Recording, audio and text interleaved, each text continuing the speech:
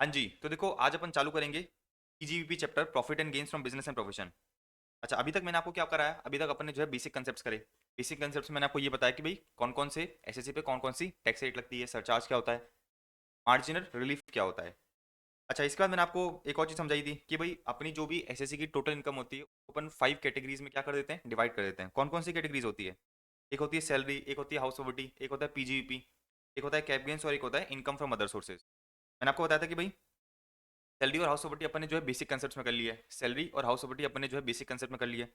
अब अपन क्या देखने जा रहे हैं? अब अपन देखने जा रहे हैं कि भाई अगर आप क्या कर रहे हो, कोई बिजनेस कर रहे हो, अगर आप कोई प्रोफेशन कर रहे हो तो आपकी जो है इनकम किस तरह से कैलकुलेट होगी।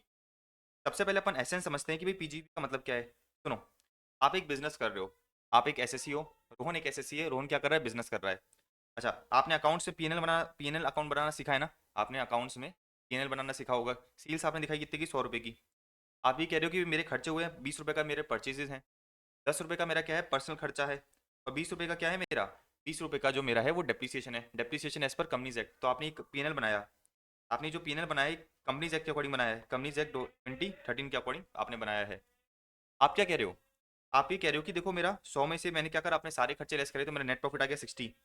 100 में से सारे खर्चे लेस करे तो आपका नेट प्रॉफिट आ गया 60। आप ये कह रहे हो कि मैं क्या करूंगा, मैं जो है ये 60 पे टैक्स पे करूंगा। अज्यूम करते हैं कि भाई अपनी टैक्स रेट कितनी है, 30% है।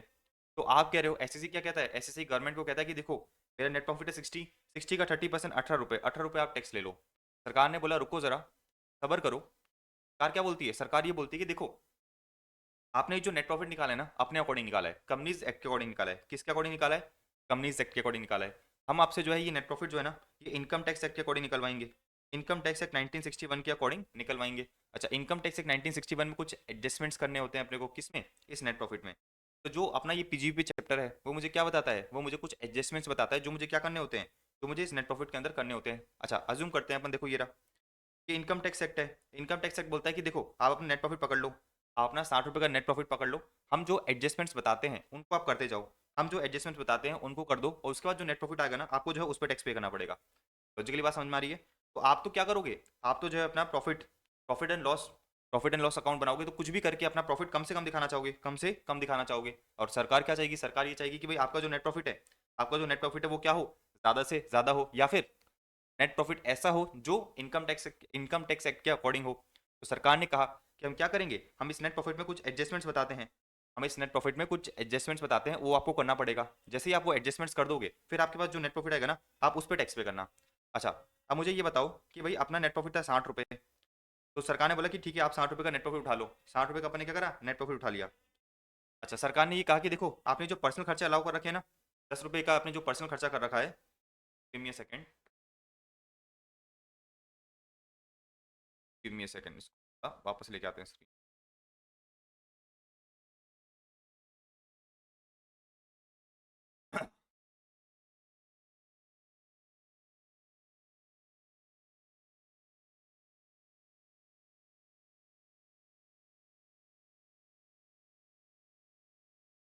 देखो ये रहा, सरकार कहती है कि भाई आप 60 रुपये का नेट प्रॉफिट उठा लो। अब हम कुछ एडजस्टमेंट्स बताते हैं, वो करना। सरकार क्या कहती है, देखो ये आपने जो पर्सनल खर्चे 10 रुपये के कर रखे हैं ना, ये हम इनकम टैक्स एक्ट में अलाउ नहीं करते। इनकम टैक्स एक्ट में हम पर्सनल खर्चे का आपको डिडक्शन नहीं देंगे, तो आपको क्या करना पड़ेगा, 10 रुपये का पर्सनल खर्चा एड बैक करना पड़ेगा। इस तरह से सरकार ने कहा कि भाई आपने जो डेप्रिसिएशन निकाला है, आपने डेप्रिसिएशन निकाला है एज पर कंपनीज एक्ट, आपने डेप्रिसिएशन निकाला है एज पर कंपनीज एक्ट, आप जो है हमारे अकॉर्डिंग डेप्रिसिएशन निकालो। तो अपन पीजीपी चैप्टर में पढ़ेंगे कि भाई डेप्रिसिएशन किस तरह से निकलता है। उस अकॉर्डिंग मेरा डेप्रिसिएशन निकल के आया कितने, 10 रुपये का। तो आपने डेबिट कर रखा है 20 रुपये, मतलब आपने 20 रुपये का खर्चा क्लेम कर रखा है। एक्चुअल में अलाउ कितना होना चाहिए, 10 रुपये अलाउ होना चाहिए। तो आप क्या करोगे, आप जो है 10 रुपये का डेप्रिसिएशन एड बैक कर दोगे। तो सरकार कहती है कि देखो अब आपका प्रॉफिट कितना आया, अब आपका प्रॉफिट आया 80 रुपये। आप क्या करो, अब आप जो है इस 80 रुपये पे टैक्स पे करो। तो 80 रुपये का टैक्स कितना हो गया, 80 रुपये का टैक्स हो गया 24। पहले आप क्या कर रहे थे, पहले आप 18 का टैक्स पे कर रहे थे, लेकिन सरकार ने कहा देखो 18 का टैक्स नहीं बनता, आपका टैक्स बनता है कितने का, 80 का 30% विच इज 24। लॉजिकली आपको बात समझ में आ रही है? तो बेसिकली अपना जो पीजीपी चैप्टर है वो मुझे क्या बताता है, वो मुझे ये सारे एडजस्टमेंट्स बताता है कि भाई आपने जो कंपनीज एक्ट के अकॉर्डिंग क्या कर रखा है, नेट प्रॉफिट निकाल रखा है, उसमें हम कौन कौन से एडजस्टमेंट्स करेंगे, कौन कौन से खर्चे को अलाउ होंगे, कौन कौन से खर्चे डिसअलाउ होंगे, ये पूरा अपन पीजीपी में समझेंगे। अपन ने बेस क्रिएट कर लिया। अब आ जाते हैं अपन थोड़ा अपने पूरे कॉन्सेप्ट पे। अच्छा देखो, section 28, section 28 of income tax act क्या बोलता है कि भाई अगर आप एक एसएससी हो और आप क्या कर रहे हो, कोई बिजनेस कर रहे हो, तो बिजनेस की इनकम जो है कहाँ पर चार्जेबल होगी, बिजनेस की इनकम पीजीपी हेड के अंदर चार्जेबल होगी। अपन ने 5 हेड पढ़े थे ना, कौन कौन से? Salary, house property, PGP, cap gains और IFOS, income from other sources. तो सेक्शन 28 ये बताता है इनकम टैक्स एक्ट का, सेक्शन 28 ये बताता है कि भाई अगर आप कोई बिजनेस कर रहे हो तो बिजनेस की इनकम कहाँ चार्जेबल होगी? बिजनेस की इनकम चार्जेबल होगी under the head income from business and profession. Logically बात समझ में आई? अच्छा, एक और चीज समझना, अगर आप क्या कर रहे हो, अगर आप जो है रोहन, जैसे मैं इधर लिख लेता हूँ कि ये रोहन है, ठीक है ना, ये रोहन बंदा है, ये क्या कर रहा है? ये बेसिकली शू का बिजनेस कर रहा है, ये शू का बिजनेस कर रहा है, और इधर रबड़ का बिजनेस कर रहा है, ठीक है, और अपन और क्या ले सकते हैं, बॉटल का बिजनेस कर रहा है। तो रोहन हो सकता है एक एसएससी अलग अलग बिजनेस में एंगेज हो, ठीक है ना, एक एसएससी क्या हो सकता है, अलग अलग बिजनेस में एंगेज हो सकता है। तो हमें क्या करना पड़ेगा, हमें जो ये अलग अलग बिजनेस है ना, हमें जो अलग अलग बिजनेस है इसका प्रॉफिट क्या करना पड़ेगा, इसका प्रॉफिट सेपरेटली कैलकुलेट करना पड़ेगा। इसका प्रॉफिट अपन क्या करेंगे, इसका प्रॉफिट अपन सेपरेटली कैलकुलेट करेंगे। Just give me a second. मैं आपको क्या बता रहा हूँ, मैं आपको ये बता रहा हूँ कि भाई अगर आप एक एसएससी हो और आप अलग अलग तरीके के बिजनेस कर रहे हो, तो आपको क्या करना पड़ेगा, हर एक बिजनेस का प्रॉफिट अलग से निकालना पड़ेगा। हर एक बिजनेस का प्रॉफिट क्या करोगे, अलग से निकालोगे। मतलब जो शू के बिजनेस का प्रॉफिट था उसमें एडजस्टमेंट करोगे, फिर आपके पास जो प्रॉफिट आएगा, इस तरह से आपको रबड़ का प्रॉफिट निकालना है, इस तरह का आपको बॉटल का प्रॉफिट निकालना है। आपने क्या करा, तीनों बिजनेस के प्रॉफिट को सेपरेटली निकालना है। अच्छा, सेपरेटली कैसे निकालना है वो अपन पूरा इस चैप्टर के अंदर देखेंगे। सेपरेटली कैसे निकालेंगे वही अपना काम है कि भाई अपन जो है इस पीजीपी हेड के अंदर देखेंगे। सेपरेटली आपने क्या करा, सेपरेटली आपने प्रॉफिट निकाल दिया, फिर उस प्रॉफिट को अपन क्या करेंगे, सारे प्रॉफिट्स को अपन ऐड बैक कर देंगे। लॉजिकली बात समझ में आई? अब पढ़ो, देखो क्या दे रखा है। Profit of distinct business computed separately. अगर आपका क्या है, अलग अलग बिजनेस है, तो सारे सारे बिजनेस का प्रॉफिट अपन सेपरेटली कैलकुलेट करेंगे, लेकिन टैक्स जो लगेगा, टैक्स लगेगा on the total income of all the business. तो एक बार आपने प्रॉफिट निकाल दिया, कैसे निकाल दिया, एक बार आपने प्रॉफिट निकाल दिया एज पर पीजीपी, फिर सारे प्रॉफिट को अपन क्या करेंगे, फिर सारे प्रॉफिट्स को ऐड कर देंगे, फिर उस पर आपको जो है टैक्स पे करना पड़ेगा। लॉजिकली बात समझ में आई आपको? तो प्रॉफिट अपन क्या करेंगे, profit of business, profit of distinct business, हर एक सेपरेट बिजनेस का प्रॉफिट अलग अलग से निकलेगा। तो सारे को अग्रीगेट कर दिया जाएगा, क्या कर दिया जाएगा, अग्रीगेट कर दिया जाएगा, फिर उस पर आप क्या कर सकते हो, फिर उस पर आप जो है टैक्स पे कर सकते हो। अब मेरी बात बड़ी ध्यान से समझना, सेक्शन 28 मुझे क्या बताता है, सेक्शन 28 ये बताता है कि भाई आपके बिजनेस और प्रोफेशन की कोई भी इनकम है, आपके बिजनेस या प्रोफेशन की कोई भी इनकम है, कौन से हेड के अंदर टैक्सेबल होगी, वो जो है टैक्सेबल होगी income from business and profession, ठीक है। अच्छा, ये वाले जो पॉइंट्स है ना, ये चैप्टर के आखिरी तक समझ में आएंगे, तो अभी इसको अपन होल्ड कर देते हैं। अच्छा, मैंने आपको क्या बताया, मैंने आपको बताया कि भाई कंपनीज एक्ट के अकॉर्डिंग आप प्रॉफिट को पकड़ोगे, उसके अंदर कुछ एडजस्टमेंट्स करोगे। कौन कौन से एडजस्टमेंट्स करोगे भाई, सीधी सी बात है, या तो इनकम टैक्स क्या बोलेगा, इनकम टैक्स बोलेगा कि भाई देखो कुछ खर्चे आपने क्लेम कर रखे थे कंपनीज एक्ट में, उसको हम अलाउ नहीं करते, आपको क्या करना पड़ेगा, वापस एड बैक करना पड़ेगा। या फिर ऐसा हो सकता है कि भाई कुछ इनकम जो है आपने बुक्स में बुक नहीं कर रखी, इनकम इनकम टैक्स एक्ट में आपने बुक्स में बुक नहीं कर रखी, तो इनकम टैक्स एक्ट क्या बोलेगा कि इसको बुक करो, एंड वाइस वर्सा, ठीक है ना। अब मेरी बात बड़े ध्यान से समझना, इनकम टैक्स एक्ट में अपना जो पीजीबी चैप्टर है उसमें ये कहा कि भाई अगर आपने क्या कर रखा है, किसी बिल्डिंग को क्या कर रखा है, किसी बिल्डिंग को रेंट पे ले रखा है, किसी बिल्डिंग को रेंट पे ले रखा है, तो जो भी आपका रेंट का पेमेंट है, अच्छा इसी तरह से अगर आपने क्या कर रखा है, बिल्डिंग का कोई इंश्योरेंस करा रखा है, या फिर आपने क्या करा, बिल्डिंग के कोई रिपेयर्स कराए, तो उसका खर्चा आपको मिलेगा क्या। तो बेसिकली इनकम टैक्स क्या बोलता है, देखो अगर एससी क्या है, टेनेंट है, मतलब मैंने किसी बिल्डिंग को किराए पे ले रखा है, तो जो भी मैं रेंट पे करूंगा वो मुझे खर्चा अलाउ कर दिया जाएगा। इसका मतलब क्या है, इसका मतलब सीधी सी बात ये है कि भाई अगर इस नेट प्रॉफिट की कैलकुलेशन में, मतलब इस 60 रुपए की कैलकुलेशन में मैंने क्या कर रखा है, बिल्डिंग का किराया क्या करा था, ऊपर लेस कर दिया था, तो सरकार कहती है कोई दिक्कत नहीं है, लेस होना चाहिए था, हमें कोई एडजस्टमेंट करने की जरूरत नहीं है। सबसे पहले अपन क्या पढ़ रहे हैं, सबसे पहले अपन ये पढ़ रहे हैं कि भाई पीजीपी के अंदर कौन कौन से खर्चे आपको अलाउ करे जाते हैं, कौन कौन से खर्चे आपको अलाउ करे जाएंगे। तो सबसे पहला खर्चा क्या है, सबसे पहला ये है कि भाई अगर आपने क्या कर रखा है, बिल्डिंग को किराए पे ले रखा है, तो देखो क्या दे रखा है, रेंट हो गया, रेट्स हो गया, टैक्सेस हो गया, repairs and insurance of building, ठीक है। तो देखो क्या दे रखा है, अगर आप एक टेनेंट हो, किराएदार हो, तो आपने जो भी रेंट पे करा है, या फिर जो भी आपने क्या करा है, जो भी आपने बिल्डिंग्स के अंदर रिपेयरिंग का खर्चा करा है, उसका आपको डिडक्शन दे दिया जाएगा। अगर आपने क्या कर रखा है, अगर आपने जो है बेसिकली ऊपर डिडक्शन ले रखा है, तो अच्छी बात है, हम कोई भी एडजस्टमेंट नहीं करेंगे। लेकिन अगर आपने ऊपर डिडक्शन नहीं ले रखा, तो हम क्या करेंगे, इस 60 रुपए की जो प्रॉफिट है ना, 60 रुपए के प्रॉफिट में से वो खर्चा आपको अलाउ करा दिया जाएगा। लॉजिकली बात समझ में आई? इसी तरह से देखो एक और चीज, अगर आप क्या हो, बिल्डिंग के ओनर हो, अब मुझे एक चीज बताओ, जब आप बिल्डिंग के ओनर हो, अगर आप क्या हो, बिल्डिंग के ओनर हो, तो आपका क्या हो गया, वो तो आपका एसेट हो गया। अगर आप बिल्डिंग के ओनर हो, वो तो आपका एसेट हो गया, और एसेट पे क्या मिलता है, एसेट पे जो है आप डेप्रिसिएशन क्लेम कर सकते हो। तो कैपिटल एसेट पे आप जो है डेप्रिसिएशन क्लेम कर सकते हो। तो डेप्रिसिएशन जो है बाद में अपन पढ़ेंगे, देखो ये रहा, डेप्रिसिएशन का अलग से सेक्शन दे रखा है, डेप्रिसिएशन का अलग से सेक्शन मुझे बता रखा है। तो देखो इन लोगों ने कहा कि भाई अगर आप क्या हो, बिल्डिंग के ओनर हो, अगर आप क्या हो, बिल्डिंग के ओनर हो, तो जो भी आपका रिपेयर्स का खर्चा है, जो भी आपका रिपेयर्स का खर्चा है, वो आपको जो है अलाउ कर दिया जाएगा। जो भी आपका रिपेयर्स का खर्चा है वो अलाउ कर दिया जाएगा। हमने कहा एक्सक्लूडिंग कैपिटल नेचर का खर्चा अलाउ नहीं करेंगे, क्यों नहीं करेंगे, क्योंकि वो एक्चुअल कॉस्ट में ऐड हो जाएगा। किस में ऐड हो जाएगा, एक्चुअल कॉस्ट में ऐड हो जाएगा, एसेट में कैपिटलाइज हो जाएगा, और फिर उस पर आपको जो है फ्यूचर ईयर्स में डेप्रिसिएशन मिल जाएगा। Very logical. अच्छा, इसी तरह से अगर आपने देखो क्या दे रखा है, इसी तरह से अगर आप क्या करो, किसी प्रीमाइसेस को यूज करो, मतलब किसी बिल्डिंग को यूज करो फॉर बिजनेस एंड प्रोफेशन, उस बिल्डिंग से रिलेटेड आपने क्या करा है, कोई लोकल टैक्सेस पे करें, लैंड रेवेन्यू पे करा है, म्यूनिसिपल टैक्सेस पे करें, या फिर इंश्योरेंस पे करा है, उसका खर्चा आपको अलाउ कर दिया जाएगा। आगे देखो, cesses rates and taxes divide by the foreign government are also allowed. तो अगर किसी फॉरेन गवर्नमेंट ने क्या कर रखा है, किसी फॉरेन गवर्नमेंट ने आपसे क्या ले रखा है, कोई टैक्सेस ले रखे हैं, कोई रेट्स ले रखा है, कोई सेसेस ले रखे हैं, तो वो भी आपको अलाउ कर दिए जाएंगे। तो हो सकता है ना कि भाई जो मैं एसएसयू मैं रोहन हूँ, पूरे वर्ल्ड वाइड में क्या कर रहा हूँ, पूरे वर्ल्ड वाइड में जो है बेसिकली इनकम कमा रहा हूँ, पूरे वर्ल्ड वाइड में बिजनेस कर रहा हूँ। तो अगर मेरी कोई बिल्डिंग फॉरेन में है, और फॉरेन पे अगर मैं क्या कर रहा है, फॉरेन पे मैंने जो है उसको किराए पे ले रखा है, तो जो भी मैं उधर क्या करूंगा, किराए पे करूंगा, या फिर जो भी सरकार उधर से मुझे क्या लेगी, रेट्स लेगी या फिर टैक्सेस लेगी, वो भी जो है आपको अलाउ कर दिए जाएंगे। और सीधी सी बात है, अपन बिल्डिंग की बात कर रहे हैं कि भाई अगर आपने जो है बिल्डिंग किराए पे ले रखी है, तो आपको जो है जो भी आपने रेंट पे करा है या फिर रिपेयर्स का खर्चा अलाउ कर दिया जाएगा। लेकिन अगर आप ओनर हो, अगर सीधी सी बात है मैं ओनर हूं, तो वो मेरे लिए एसेट होगा, और एसेट पे आपको पता है अपन बचपन से पढ़ते आ रहे हैं, एसेट पे क्या होगा, एसेट पे जो है आपको डेप्रिसिएशन मिलेगा, उसको अपन क्या करेंगे, कैपिटलाइज करेंगे। तो हमने कहा कि भाई कॉस्ट ऑफ रिपेयर्स तो अलाउ कर दिया जाएगा, लेकिन कैपिटल नेचर का हटा देना। कैपिटल नेचर का क्यों हटा देना, क्योंकि अपन क्या करेंगे, अपन बेसिकली उसको कैपिटलाइज करेंगे। अच्छा, एक और चीज समझो, capital expenditure incurred by the tenant on building. अब मेरी बात बड़े ध्यान से समझना, मैंने क्या कर रखा है, एक बिल्डिंग किराए पे ले रखी है, तो मैं इधर एक बिल्डिंग बनाता हूँ, ये रोहन है, मैंने जो है इस बिल्डिंग को किराए पे ले रखा है, क्या ले रखा है, रेंट पे ले रखा है। रोहन ने क्या कर रखा है, इस बिल्डिंग को रेंट पे ले रखा है। अब पढ़ो, देखो क्या दे रखा है, capital expenditure incurred by the tenant on building taken on lease. मैंने क्या कर रखा है, बिल्डिंग को किराए पे ले रखा है। Will be treated as deemed building, will be treated as deemed building of the tenant assessee, treated as deemed building of the tenant assessee, and depreciation will be allowed on the deemed building. अब मेरी बात बड़ी ध्यान से समझना, मैंने क्या कर रखा है, इस बिल्डिंग को किसी से किराए पे ले रखा है, मैंने जो है इस बिल्डिंग को किसी पर्सन से किराए पे ले रखा था, इसको जो है मैं अपने बिजनेस एंड प्रोफेशन के लिए क्या कर रहा हूँ, यूज कर रहा हूँ।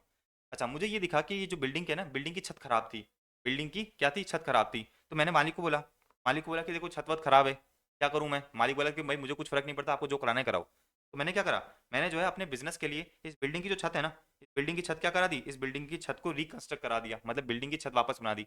अब मुझे ये बताओ, बिल्डिंग की छत बनवाना क्या रिपेयर कॉस्ट ऑफ रिपेयर्स होगा, क्या नहीं होगा, क्योंकि बिल्डिंग की लाइफ बढ़ रही है इससे, तो ये क्या है, कैपिटल नेचर का खर्चा है। तो अपना लॉ क्या कहता है, अपना लॉ मुझे ये कहता है कि रोहन, तूने क्या करा है, तूने बिल्डिंग को किराए पे ले रखा है, लेकिन तूने इस किराए वाली बिल्डिंग पे क्या करा है, इस तूने किराए वाली बिल्डिंग पे कैपिटल नेचर का खर्चा करा है, कैपिटल नेचर का खर्चा करा है। अब सवाल आता है कि जो रोहन ने ये कैपिटल नेचर का खर्चा करा है, बिजनेस एंड प्रोफेशन के लिए करा है, इसको खर्चा डिडक्शन अलाउ होना चाहिए। अब सवाल आता है कि जो भी इसने खर्चा करा है, फॉर एग्जाम्पल मैंने 10 लाख का खर्चा कर दिया छत बनवाने में, तो क्या ये 10 के 10 लाख में जो है करंट ईयर में पूरा का पूरा क्लेम कर लूँ। सरकार कहती है नहीं। अगर आपने क्या करा है, अगर आपने जो है कैपिटल एक्सपेंडिचर करा है, अगर आपने क्या करा है, कैपिटल एक्सपेंडिचर करा है, किसने, टेनेंट ने अगर कैपिटल एक्सपेंडिचर करा है किस पे, जो बिल्डिंग उसने किराए पे ले रखी थी, उसको क्या माना जाएगा, उसको जो है उसका कैपिटल एसेट माना जाएगा। देखो क्या दे रखा है, will be treated as deemed building, will be treated as deemed building of the tenant assessee. मतलब क्या मान लिया जाएगा, मतलब ये मान लिया जाएगा कि जो भी इसने खर्चा करा है वो टेनेंट का क्या है, वो टेनेंट का कैपिटल एसेट है, और उस पर उसको डेप्रिसिएशन जाएगा, उस पर क्या मिल जाएगा, उसको डेप्रिसिएशन दे दिया जाएगा। Very logical, very easy. तो सरकार ने कहा, सरकार ने कहा एसएससी तूने क्या करा है, तूने कैपिटल नेचर का खर्चा करा है, तूने कैपिटल नेचर का खर्चा करा है, तो हम ये पूरा का पूरा कैपिटल नेचर का खर्चा करंट ईयर में अलाउ नहीं करते हैं। इसको क्या कर, तू इसको जो है कैपिटल एसेट ट्रीट कर ले, और फ्यूचर ईयर्स में तू क्या करना है, इस पर डेप्रिसिएशन क्लेम करता रहना, इंक्लूडिंग करंट ईयर। लॉजिकली बात समझ में आ गई आपको, ये पॉइंट इंपॉर्टेंट है, क्या है, इंपॉर्टेंट पॉइंट है। अब मेरी बात बड़ी ध्यान से समझना, आपने क्या करा है, आपने जो है प्लांट एंड मशीनरी या फिर फर्नीचर, आपकी कोई है, कोई प्लांट एंड मशीनरी है या फिर फर्नीचर है, उसका क्या कराया आपने, इंश्योरेंस कराया या फिर रिपेयर्स कराया या फिर इंश्योरेंस कराया। अच्छा, रिपेयर्स में अगर मैंने क्या करा, रिपेयर्स में मैंने वापस हटा दिया क्या, कैपिटल नेचर का रिपेयर। तो सीधी बात है, जो कैपिटल नेचर का खर्चा होता है वो क्या होता है आपका, कैपिटल एसेट होगा, कैपिटलाइज होगा, उस पर आपको डेप्रिसिएशन मिलेगा। लॉजिकल। अब सुनो, देखो क्या दे रखा है, आपने प्लांट एंड मशीनरी और फर्नीचर का करा है, रिपेयर एंड इंश्योरेंस कराया है। अब सुनो, देखो क्या दे रखा है कि अगर टेनेंट ने खर्चा करा है, क्या करा है, टेनेंट ने खर्चा करा है, तो भी आपको अलाउ कर दिया जाएगा, if incurred by the tenant then allowed. तो मैंने क्या करा था, मैंने प्लांट एंड मशीनरी और फर्नीचर किराए पे ले रखे थे, मैंने उससे उस पर जो है रिपेयर्स करा दिए या फिर उस पर इंश्योरेंस करा दिए, किसके लिए, बिजनेस एंड प्रोफेशन के लिए, खर्चा अलाउ कर दिया जाएगा। अब एक और चीज समझो, no deduction of asset which are not use for business. तो सरकार ये कहती है कि भाई अगर आपके कोई एसेट पे आप जो है क्या कर रहे हो, खर्चा क्लेम करना चाहते हो, बिल्कुल करो, बट कंडीशन ये कि आप उसको बिजनेस के लिए यूज कर रहे हो। आप क्या कर रहे हो, बिजनेस के लिए यूज कर रहे हो। अब मुझे एक चीज बताओ, मैं एक बिजनेस कर रहा हूँ, मैंने एक एसी अपने घर पे लगवा रखी है और एक एसी अपने जो है ऑफिस में लगा रखी है। अब आप बताओ कि भाई आपका जो बिजनेस है, बिजनेस के प्रॉफिट में से आप कौन सा डिडक्शन क्लेम करोगे। तो सीधी सी बात है, जो एसी आपके ऑफिस में यूज हो रही है, जो एसी आपके ऑफिस में यूज हो रही है बिजनेस के लिए, उस पर जो रिपेयर्स कराए हैं, उस पर जो आपने इंश्योरेंस कराए हैं, उस पर तो खर्चा आपको अलाउ करा जाएगा ना। जो एसी आपने घर पे लगा दी उसका डिडक्शन अलाउ नहीं करा जाएगा, सीधी सी बात है। सरकार ने कहा कि no deduction of assets which are not use for business. जो आप बिजनेस के लिए यूज नहीं कर रहे, जो एसेट को आप बिजनेस के लिए यूज नहीं कर रहे, उस पर आपको जो है खर्चा अलाउ नहीं करा जाएगा। सीधी सी बात है ना, सरकार खर्चा क्यों अलाउ करेगी। अगर सरकार जो है खर्चा अलाउ करने लग गई तो इससे होगा क्या, इससे सरकार को जो है टैक्स कम मिलेगा, आपका प्रॉफिट कम हो जाएगा। तो सरकार ने कहा कि देखो आप जो है बिजनेस की इनकम निकाल रहे हो, तो बिजनेस से रिलेटेड जो भी खर्चे हैं वो हम अलाउ करेंगे, लेकिन आपके जो पर्सनल खर्चे हैं हम बिजनेस में से आपको जो है लेस करने नहीं देंगे। Very easy. देखो इन लोगों ने वही बात कही कि रिपेयर्स में से क्या एक्सक्लूड कर दिया जाएगा, रिपेयर्स में से क्या एक्सक्लूड कर दिया जाएगा, तो इन लोगों ने कहा रिप्लेसमेंट या फिर रिकंस्ट्रक्शन। तो रिप्लेसमेंट या रिकंस्ट्रक्शन को हमने रिपेयर्स में से एक्सक्लूड कर दिया, क्योंकि ये क्या है, ये बेसिकली कैपिटल नीचे का खर्चा है, और कैपिटल नीचे के खर्चे पे क्या होगा, कैपिटल नीचे के खर्चे पे आपको जो है डेप्रिसिएशन मिलेगा। अच्छा इधर तक पूरा बेस समझ में आ रहा है ना आपको? अब सुनो, मैंने क्या कर रखा है, इंश्योरेंस प्रीमियम पे करा है by way of contribution to a trade association which will indemnify and insure its members against loss shall be allowed even if part of it is refundable. अब समझना, वो है ट्रेड एसोसिएशन है, क्या है, एक ट्रेड एसोसिएशन है, इस ट्रेड एसोसिएशन का मैं मेंबर हूँ, क्या हूँ, ट्रेड एसोसिएशन का मैं मेंबर हूँ। अच्छा इसने क्या करा है, अज्यूम करते हैं कि भाई इसके बहुत सारे मेंबर हैं, इसके क्या है, बहुत सारे मेंबर है, तो ये ए, ये बी और ये सी, ये एक एसोसिएशन बनी है, एक एसोसिएशन बनी है, ठीक है ना, ये एसोसिएशन बनी है, ये बहुत सारे मेंबर्स है इंक्लूडिंग मी, मैं भी क्या हूँ, इसका मेंबर हूँ, मैं भी क्या हूँ, इसका मेंबर हूँ।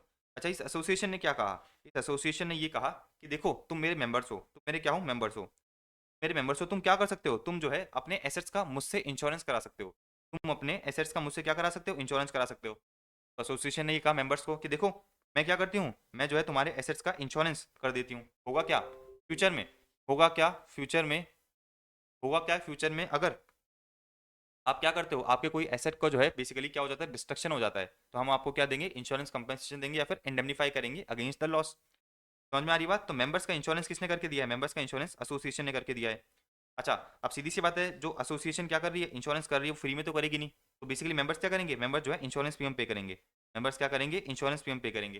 लोगों ने वही कह रखा है कि भाई अगर आप क्या कर रहे हो, इंश्योरेंस प्रीमियम पे करोगे, insurance premium by way of contribution to a trade association, ठीक है, तो मैंने क्या करा है, मैंने जो है किसी ट्रेड एसोसिएशन को जो है इंश्योरेंस प्रीमियम पे करा है, वो क्या करेगी, वो मुझे इंडेमनीफाई करेगी, मेरे एसेट्स को इंश्योर करेगी against loss shall be allowed, मतलब वो खर्चा आपको अलाउ कर दिया जाएगा। अब देखो क्या दे रखा है, even if part of it is refundable, तो बेसिकली सरकार ने कहा कि हो सकता है ट्रेड एसोसिएशन क्या करे, ट्रेड एसोसिएशन ने मेंबर्स को ये कहा कि हम आपके एसेट्स को इंश्योर करेंगे, और अगर आपको लॉस होता है तो जितना भी आपने प्रीमियम दिया है ना उसका 50% हम आपको रिफंड भी कर देंगे। तो सरकार ने कहा कोई दिक्कत नहीं है, भले ही आपको पैसा रिफंडेबल हो, आपका प्रीमियम रिफंडेबल हो, लेकिन फिर भी आपको जो है खर्चा अलाउ कर दिया जाएगा। लॉजिकली बात समझ में आ रही है, मतलब बेसिकली एक तरह का इंश्योरेंस ही हो गया कि भाई आपने क्या करा है, आपने किसी ट्रेड एसोसिएशन से इंश्योरेंस ले रखा है, ट्रेड एसोसिएशन से इंश्योरेंस ले रखा है, आप जो प्रीमियम पे करोगे इंश्योरेंस प्रीमियम, उसका आपको जो है खर्चा अलाउ कर दिया जाएगा। Even if it is even if it is refundable to the assessee, या फिर part of it is refundable to the assessee. Very logical, very easy. आगे बढ़ते हैं अपन। जी तो देखो अपन नेक्स्ट सेक्शन चालू करने जा रहे हैं, सेक्शन 32, सबसे इंपॉर्टेंट सेक्शन है पूरे पीजी का। सेक्शन 32 मुझे बताता है कि भाई अपने को डेप्रिसिएशन किस तरह से मिलेगा। सबसे पहले अपन ये देखते हैं कि जो एसेट्स होते हैं तो अपन दो कैटेगरीज में डिवाइड कर सकते हैं, एक होता है टेंजिबल और एक होता है इंटेंजिबल। टेंजिबल का मतलब क्या है, जिसको आप छू सकते हो, land and building, plant and machinery. Intangible का मतलब क्या है, जिसको आप छू नहीं सकते, फॉर एग्जाम्पल आपका हो गया पेटेंट, हो गया आपका कॉपीराइट। अच्छा आपने जो है एक चीज पढ़ रखी होगी कि जो आपका लैंड होता है, लैंड पे आपको कभी भी डेप्रिसिएशन नहीं मिलता, क्योंकि लैंड की वैल्यू कभी भी डेप्रिसिएट नहीं होती। तो क्या दे रखा है कि अगर आपने क्या कर रखा है, बिल्डिंग को लैंड पे इरेक्ट कर रखा है, मतलब बेसिकली क्या है, इसका मतलब क्या है कि भाई आपका लैंड है, लैंड के ऊपर क्या है, बिल्डिंग है। तो सरकार ने कहा, जो अपना लॉ है वो मुझे ये कहता है कि भाई बिल्डिंग का जो आपका कंपोनेंट है ना उस पर आपको डेप्रिसिएशन मिल जाएगा, लेकिन जो लैंड की वैल्यू है उस पर आपको डेप्रिसिएशन नहीं मिलेगा। तो depreciation only on building component, land पे जो है आपको डेप्रिसिएशन नहीं मिलेगा। अच्छा आपने कंपनीज एक्ट में क्या पढ़ रखा है, आपने कंपनीज एक्ट में ये पढ़ रखा है कि बेसिकली आपका जो डेप्रिसिएशन है वो कंपनीज एक्ट में आप जो है क्या कर सकते हो, एसएलए मेथड पे ले सकते हो या फिर डब्ल्यूडीबी मेथड पे ले सकते हो, ठीक है। लेकिन जो अपना इनकम टैक्स एक्ट है, जो अपना इनकम टैक्स एक्ट है वो मुझे ये बताता है कि भाई जो अपने को डेप्रिसिएशन लेना है वो डब्ल्यूडीबी मेथड पे लेना है। इस पे अपन जो है कंपलसरी डब्ल्यूडीबी मेथड पे डेप्रिसिएशन लेंगे। सबसे पहले अपन स्टार्ट करने से पहले ये देख लेते हैं कि भाई जो डिफरेंट एसेट्स होते हैं इनकम टैक्स एक्ट में, उस पर डेप्रिसिएशन किस रेट में मिलता है। आ जाओ, मेरी बात बड़े ध्यान से समझना। इनकम टैक्स एक्ट में जो भी एसेट्स हैं उसको हमने क्या कर रखा है, उसको मैंने आपको बता दी कि भाई दो दो कैटेगरी में डिवाइड कर रखा है, एक तो है टेंजिबल और एक होता है इंटेंजिबल। देखो ये रहा इंटेंजिबल एसेट, तो अपने को ध्यान रखना है कि इंटेंजिबल एसेट पे इनकम टैक्स एक्ट में 25% का मुझे क्या मिलता है, डेप्रिसिएशन मिलता है। 25% का मुझे क्या मिलता है, डेप्रिसिएशन मिलता है। राइट। अच्छा ये डेप्रिसिएशन किस तरह से मिलेगा अपन बिल्कुल समझेंगे आगे जाके। अभी अपन क्या देख रहे हैं, ये देख रहे हैं कि भाई पर्टिकुलर एसेट्स पे डेप्रिसिएशन किस रेट में मिलता है। अच्छा अब एक और चीज़ समझना, ये तो अपन ने बात कर ली किस, टेंजिबल एसेट्स की। अब अपन बात करेंगे टेंजिबल एसेट्स की। तो मेरी बात वापस ध्यान से समझना कि जो अपने टेंजिबल एसेट्स है ना, जो अपने टेंजिबल एसेट्स है सरकार ने उसको जो है तीन कैटेगरी में डिवाइड कर रखा है। एक तो है मेरा बिल्डिंग, एक है मेरा फर्नीचर और एक है मेरा प्लांट एंड मशीन। क्या बताया मैंने, अपना जो लॉ है वो क्या कहता है कि भी जो भी आपके टेंजिबल एसेट्स हैं उसको आप तीन कैटेगरीज में डिवाइड करोगे, एक तो होता है आपका बिल्डिंग, एक होगा फर्नीचर, और बाकी जो भी सारे एसेट्स हैं उसको हम क्या मानेंगे, उसको हम जो है प्लांट एंड मशीन मानेंगे। समझ में आई ये बात? क्या कैटेगरी, वही एक तो वही बिल्डिंग की कैटेगरी या फर्नीचर की कैटेगरी, इसके अलावा जो भी एसेट्स हैं जो बिल्डिंग और फर्नीचर में फॉल नहीं कर रहे, उसको आप टेक्निकली क्या बोलोगे? उसको आप जो है टेक्निकली बोलोगे प्लांट एंड मशीनरी। क्या बोलेंगे अपन टेक्निकली? Plant and machinery. जैसे फॉर एग्जांपल मोटर कार हो गई, एरोप्लेन हो गया, बुक्स हो गई, या फिर लाइफ सेविंग मेडिकल इक्विपमेंट हो गया, मतलब किसी तरह के भी एसेट्स जो बिल्डिंग नहीं है, जो फर्नीचर नहीं है, वो क्या माने जाएंगे टेक्निकली? उसको इनकम टैक्स एक्ट में अपन प्लांट एंड मशीनरी कहते हैं। अच्छा, अब सबसे पहले अपन देखते हैं कि बिल्डिंग पे रेट ऑफ डेप्रिसिएशन क्या होगी। देखो क्या दे रखा है, बिल्डिंग फॉर कमर्शियल पर्पस का मतलब क्या है कि भाई बिल्डिंग में आप क्या कर रहे हो? बिजनेस कर रहे हो, तो उस पर आपका जो डेप्रिसिएशन लगेगा, डेप्रिसिएशन की रेट क्या है? 10% है। तो 10% जो है मेरी डेप्रिसिएशन की रेट है। अब देखो क्या दे रखा है, बिल्डिंग फॉर रेसिडेंशियल पर्पस, आपका क्या है? बिल्डिंग रेसिडेंशियल पर्पस हो रहा है, मतलब बेसिकली आपने कोई गेस्ट हाउस बना दिया है, बिल्डिंग अगर आपकी रेसिडेंशियल पर्पस के लिए यूज हो रहा है, तो डेप्रिसिएशन की रेट क्या है? उस पर डेप्रिसिएशन की रेट है 5%। लेकिन इसमें देखो क्या दे रखा है, except hotels and boarding houses. Hotel और बोर्डिंग हाउसेस को अपन को क्या करना है? एक्सक्लूड कर देना है। क्यों एक्सक्लूड कर देना है? क्योंकि होटल्स एंड बोर्डिंग हाउसेस कहाँ पर आते हैं? कमर्शियल पर्पस के लिए आ जाते हैं। तो होटल्स में भले इंसान रहता है, लेकिन वो क्या है? कमर्शियल पर्पस के लिए यूज होता है। देयरफॉर उस पर क्या होगा? उस पर डेप्रिसिएशन की रेट लगेगी 10% की। ये बात समझ में आई आपको? अच्छा, आगे देखो क्या दे रखा है, purely temporary erection such as wooden structure. भाई मैं एक बिल्डर हूँ, मैं क्या हूँ? एक बिल्डर हूँ। मैंने कॉन्ट्रैक्ट लिया कि भाई चलो मैं 1 महीने के अंदर एक बिल्डिंग खड़ी कर दूंगा। मैंने कुछ वर्कर्स को बुलाया। अच्छा, वर्कर्स को जो है स्टे कराने के लिए मैंने क्या करा? एक छोटा सा हट बना दिया। एक छोटा सा क्या करा? हट बना दिया, ताकि वर्कर्स जो है 1 महीने में इसमें रह सकें। तो क्या है? वो टेम्पररी स्ट्रक्चर है। टेम्पररी स्ट्रक्चर है, टेम्पररी स्ट्रक्चर है। या फिर मैंने कोई वुडन स्ट्रक्चर बना दिया, क्या कर दिया? कोई वुडन स्ट्रक्चर बना दिया। तो वुडन स्ट्रक्चर बना के वर्कर्स के लिए जो है मैंने क्या करा? मेकशिफ्ट अरेंजमेंट बना दिया कि वर्कर्स जो है 1 महीना क्या कर सकते हैं? 1 महीना जो है इधर रह सकते हैं, जब तक कि बिल्डिंग का काम नहीं हो जाता। उस पर डेप्रिसिएशन कितना मिलेगा? उस पर डेप्रिसिएशन मिलेगा 40% का। उसमें जो है डेप्रिसिएशन मिलेगा 40% का। अब एक और चीज़ समझो, आपने बिल्डिंग एक्वायर करी है, आपने बिल्डिंग एक्वायर करी है ऑन और आफ्टर 1 सितंबर 2002। आपने बिल्डिंग एक्वायर करी है ऑन और आफ्टर 1 सितंबर 2002। किस चीज़ के लिए? For installing plant and machinery. आप जो है प्लांट एंड मशीनरी को इंस्टॉल कर रहे हो, लेकिन प्लांट एंड मशीनरी को इंस्टॉल करने का पर्पस क्या है? भाई आप क्या करना चाहते हो? आप जो है बेसिकली वाटर सप्लाई प्रोजेक्ट, आप क्या करना चाहते हो कि वाटर सप्लाई प्रोजेक्ट में जो है प्लांट एंड मशीनरी को यूज करना चाहते हो, या फिर वाटर ट्रीटमेंट सिस्टम क्या कर रहे हो? आप वाटर ट्रीटमेंट सिस्टम का काम कर रहे हो, and which is put to use for the purpose of business profession और प्रोवाइडिंग इंफ्रास्ट्रक्चर फैसिलिटीज इंक्लूडिंग इस प्लांट एंड मशीनरी। मतलब सिंपल सी बात है कि आप क्या कर रहे हो? आपने कोई बिल्डिंग एक्वायर करी, बिल्डिंग में प्लांट एंड मशीनरी लगाई। अच्छा, अपन ने ऐसा क्यों करा है? अपन चाहते हैं कि भाई कोई वाटर सप्लाई प्रोजेक्ट का ये पार्ट बने, वाटर सप्लाई प्रोजेक्ट का ये पार्ट बने, या फिर वाटर ट्रीटमेंट सिस्टम का पार्ट बने, and which is put to use for the purpose of business providing infrastructure facilities including this plant machinery पे आपको जो है डेप्रिसिएशन मिलेगा 40% का। मतलब आपको ध्यान रखना है कि भाई आपका वाटर सप्लाई प्रोजेक्ट हो गया या फिर वाटर ट्रीटमेंट सिस्टम हो गया। तो वाटर सप्लाई प्रोजेक्ट है आपका या फिर वाटर ट्रीटमेंट सिस्टम है, उसमें जो भी आपकी बिल्डिंग यूज हो रही है, जो भी आपकी प्लांट मशीन है, उस पर आपको जो है डेप्रिसिएशन लेना है 40% का। अभी तक अपने क्या देखा? रेट्स देखी। तो मैंने आपको बताया बिल्डिंग की कैटेगरी हो गई। अब देखो एक कैटेगरी आती है फर्नीचर की, बिल्डिंग की कैटेगरी मैंने आपको बता दिया। अच्छा, फिर देखो क्या दे रखा है, furniture and fittings including electrical fittings. भाई आपके जो फर्नीचर होते हैं, ठीक है, फर्नीचर होते हैं, और आपके क्या हो गए उसके अंदर इलेक्ट्रिक फिटिंग्स भी जो है फर्नीचर के अंदर इंक्लूड हो जाएगा। इस पर आपको डेप्रिसिएशन कितना मिलेगा? इस पर आपको जो है डेप्रिसिएशन मिलेगा 10% का। इस पर आपको जो है डेप्रिसिएशन मिलेगा 10% का। अच्छा, मैंने आपको क्या बताया, कोई बिल्डिंग और फर्नीचर के अलावा बाकी सारी कैटेगरीज को अपन क्या कहेंगे? बाकी सारी कैटेगरीज को अपन प्लांट एंड मशीनरी कहेंगे। तो देखो ध्यान रखना, मैंने शिप्स को जो है प्लांट एंड मशीनरी बाहर इसलिए निकाल दिया था क्योंकि शिप की थोड़ी सी रेट जो है डिफरेंट थी, 20% थी। मैं सोचा कि भाई फर्नीचर के साथ 10% के साथ 20% आसानी से याद रहेगा, तो मैंने शिप्स को क्या करा? प्लांट एंड मशीनरी से निकाल के ऊपर रख दिया। लेकिन शिप्स भी क्या है? मेरी प्लांट एंड मशीनरी है, ठीक है। देखो एक चीज समझना, तो क्या दे रखा है इधर? प्लांट एंड मशीनरी क्या इंक्लूड होता है? प्लांट एंड मशीनरी में क्या इंक्लूड होता है? भाई आपकी शिप है, शिप आपकी बिल्डिंग नहीं है, शिप आपकी फर्नीचर नहीं है, तो क्या हो जाएगा? सीधी सी बात है, वो प्लांट एंड मशीनरी की कैटेगरी में आ जाएगा। इसी तरह से आपका कोई व्हीकल है, कोई किताबें हैं, साइंटिफिक अपरेटस है, सर्जिकल इक्विपमेंट्स है, जिसको आप यूज कर रहे हो for the purpose of business profession, आप यूज कर रहे हो for the purpose of business profession, वो किस में इंक्लूड होगा? प्लांट एंड मशीनरी में इंक्लूड होगा। तो मेरी भावनाओं को समझ पा रहे हो ना आप? मेरी भावनाओं को आप समझ पा रहे हो ना कि मैंने आपको ये बताया कि टेंजिबल एसेट जो होते हैं उसको अपन ने 3 कैटेगरी में डिवाइड कर रखा है। एक तो बिल्डिंग, फर्नीचर, और बाकी सारे एसेट्स हैं उसको अपन टेक्निकली क्या बोलते हैं? बाकी सारे एसेट्स को अपन टेक्निकली बोलते हैं प्लांट एंड मशीनरी। बाकी सारे एसेट्स को अपन टेक्निकली क्या कहते हैं? बाकी सारे एसेट्स को अपन टेक्निकली कहते हैं प्लांट एंड मशीनरी। अच्छा, आगे बढ़ते हैं अपन, देखो।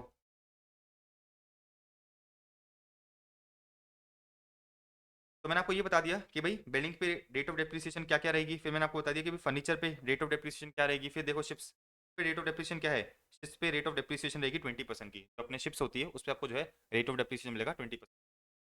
अब बात करते हैं अपन plant and machinery. Plant and machinery के लिए अपन एक बार बात करते हैं।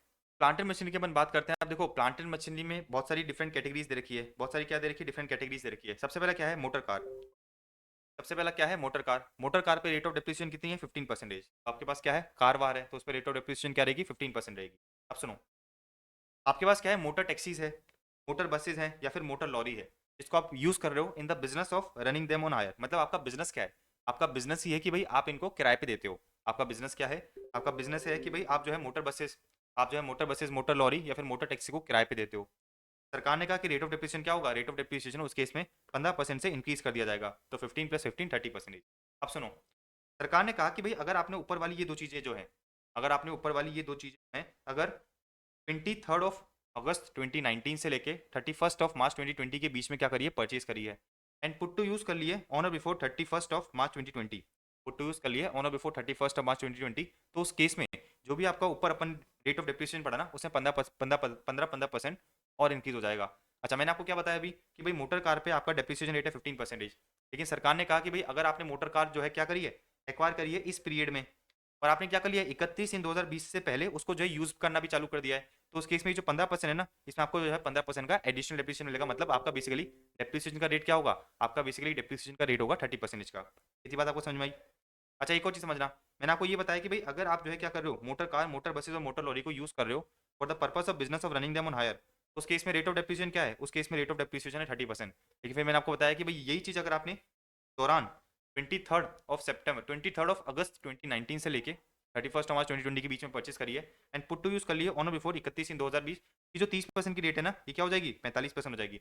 तब सिंपल सी बात आपको ध्यान रखनी है कि आप ऊपर वाली रेट्स ध्यान रखना, आप क्या करना, ऊपर वाली रेट्स ध्यान रखना। फिर आपको यही ध्यान रखना है कि भाई अगर आपने ऊपर वाली दो चीजें इस दौरान परचेस करी है और पुट टू यूज कर लिए बिफोर 31 इन 2020, तो उस केस में 15-15% से क्या होगा, 15-15% से दोनों रेट इंक्रीज हो जाएगी। अच्छा, सरकार ने ऐसा क्यों करा था? सरकार ने ऐसा इसलिए करा था क्योंकि सरकार ये चाहती थी उस समय, कब, 23 अगस्त 2019 से लेके 31 इन 2020 तक सरकार ये चाहती थी कि भाई जो ऑटोमोबाइल इंडस्ट्री है वो क्या हो, प्रमोट हो। सरकार ने कहा कि भाई अगर आप परचेस करोगे तो हम आपको क्या करेंगे, हम आपको जो है ज्यादा डेप्रिसिएशन देंगे। अच्छा, ज्यादा डेप्रिसिएशन मिलने का मतलब क्या है कि भाई जो बिजनेसमैन है, बिजनेस में ज्यादा खर्चा क्लेम कर सकते हैं, और ज्यादा खर्चा क्लेम करेंगे तो उनका प्रॉफिट कम होगा, प्रॉफिट कम होगा तो टैक्स कम पे करेंगे। इतनी बात आपको समझ में आ गई? अच्छा, ये भी बहुत इंपॉर्टेंट पॉइंट है, इसको याद रखना क्योंकि ये आपसे एमसीक्यू में जनरली टेस्ट करता है, छोड़ना नहीं है अपने को। ठीक है, तो कैसे याद रखोगे? 23 ऑफ अगस्त से लेके 31 इन 2020, मतलब ऐसा मोटा मोटा याद रखना कि भाई कोरोना कोरोना चालू होने तक की बात है ये, कोरोना चालू होने तक की बात है। अच्छा, एक और चीज समझो, देखो आपकी कोई plant and machinery semi conductor industry में क्या हो रही है, यूज हो रही है, तो इसमें रेट ऑफ डेप्रिसिएशन क्या है, 30% है। इसी तरह से आपकी कोई रबड़ या फिर प्लास्टिक गुड फैक्ट्रीज है, रबड़ या फिर प्लास्टिक गुड्स फैक्ट्रीज है, उसमें आप क्या यूज कर रहे हो, उसमें आप जो है मोल्ड्स को यूज कर रहे हो। तो रबड़ या प्लास्टिक गुड फैक्ट्रीज में आप जो है मोल्ड्स को यूज कर रहे हो, उसमें रेट ऑफ डेप्रिसिएशन क्या है? उसमें रेट ऑफ डेप्रिसिएशन है 30%। अब सुनो, सरकार ने कहा कि भाई अगर आपका क्या है, एरोप्लेन्स है या फिर एरो इंजन है या फिर आपके पास किताबें हैं, आपके पास क्या है, किताबें हैं, या फिर container container made of glass और प्लास्टिक यूज एज रिफिल्स, मतलब किसी कंटेनर को आप क्या कर रहे हो, एज अ रिफिलिंग यूज कर रहे हो, या फिर लाइफ सेविंग मेडिकल इक्विपमेंट्स आपके पास, ठीक है ना, तो ये आई मेडिकल आईकल जो है ऊपर आएगा, ये थोड़ा क्या है, एक नया डॉट बन चुका है, नया नया नया बुलेट बन चुका है, ये एक ही है, लाइफ सेविंग मेडिकल इक्विपमेंट। अच्छा, इसी तरह से आपका क्या है, विंडमिल है एंड स्पेशली डिजाइन व्हीकल्स, या फिर रेन्यूएबल एनर्जी सेविंग डिवाइसेस है, क्या है, एनर्जी सेविंग डिवाइसेस है, जिसमें क्या होगा, इलेक्ट्रिक व्हीकल भी इंक्लूड हो जाएगा। अच्छा, आपका कंप्यूटर्स है इंक्लूडिंग कंप्यूटर एसेसरीज, मतलब यूपीएस, प्रिंटर, स्कैनर एक्सेट्रा, या फिर आपका air water pollution control equipments, ठीक है, तो क्या है बेसिकली पोल्यूशन कंट्रोल इक्विपमेंट्स है, सॉलिड वेस्ट कंट्रोल इक्विपमेंट, या फिर solid waste recycling and resource recovery system. तो सारे केस में आपका रेट ऑफ डिप्रेशन क्या है, 40% है। इसके अलावा बाकी सारे जो भी आपके प्लांट एंड मशीनरी है, इसके अलावा जो भी बाकी बैलेंस आपकी प्लांट एंड मशीनरी बच गई, उस पर जनरल रेट क्या लगेगी, उस पर जो है रेट लगेगी 15% की, उस पर आपकी रेट लगेगी 15% की। मेरी बात समझ में आ गई आपको?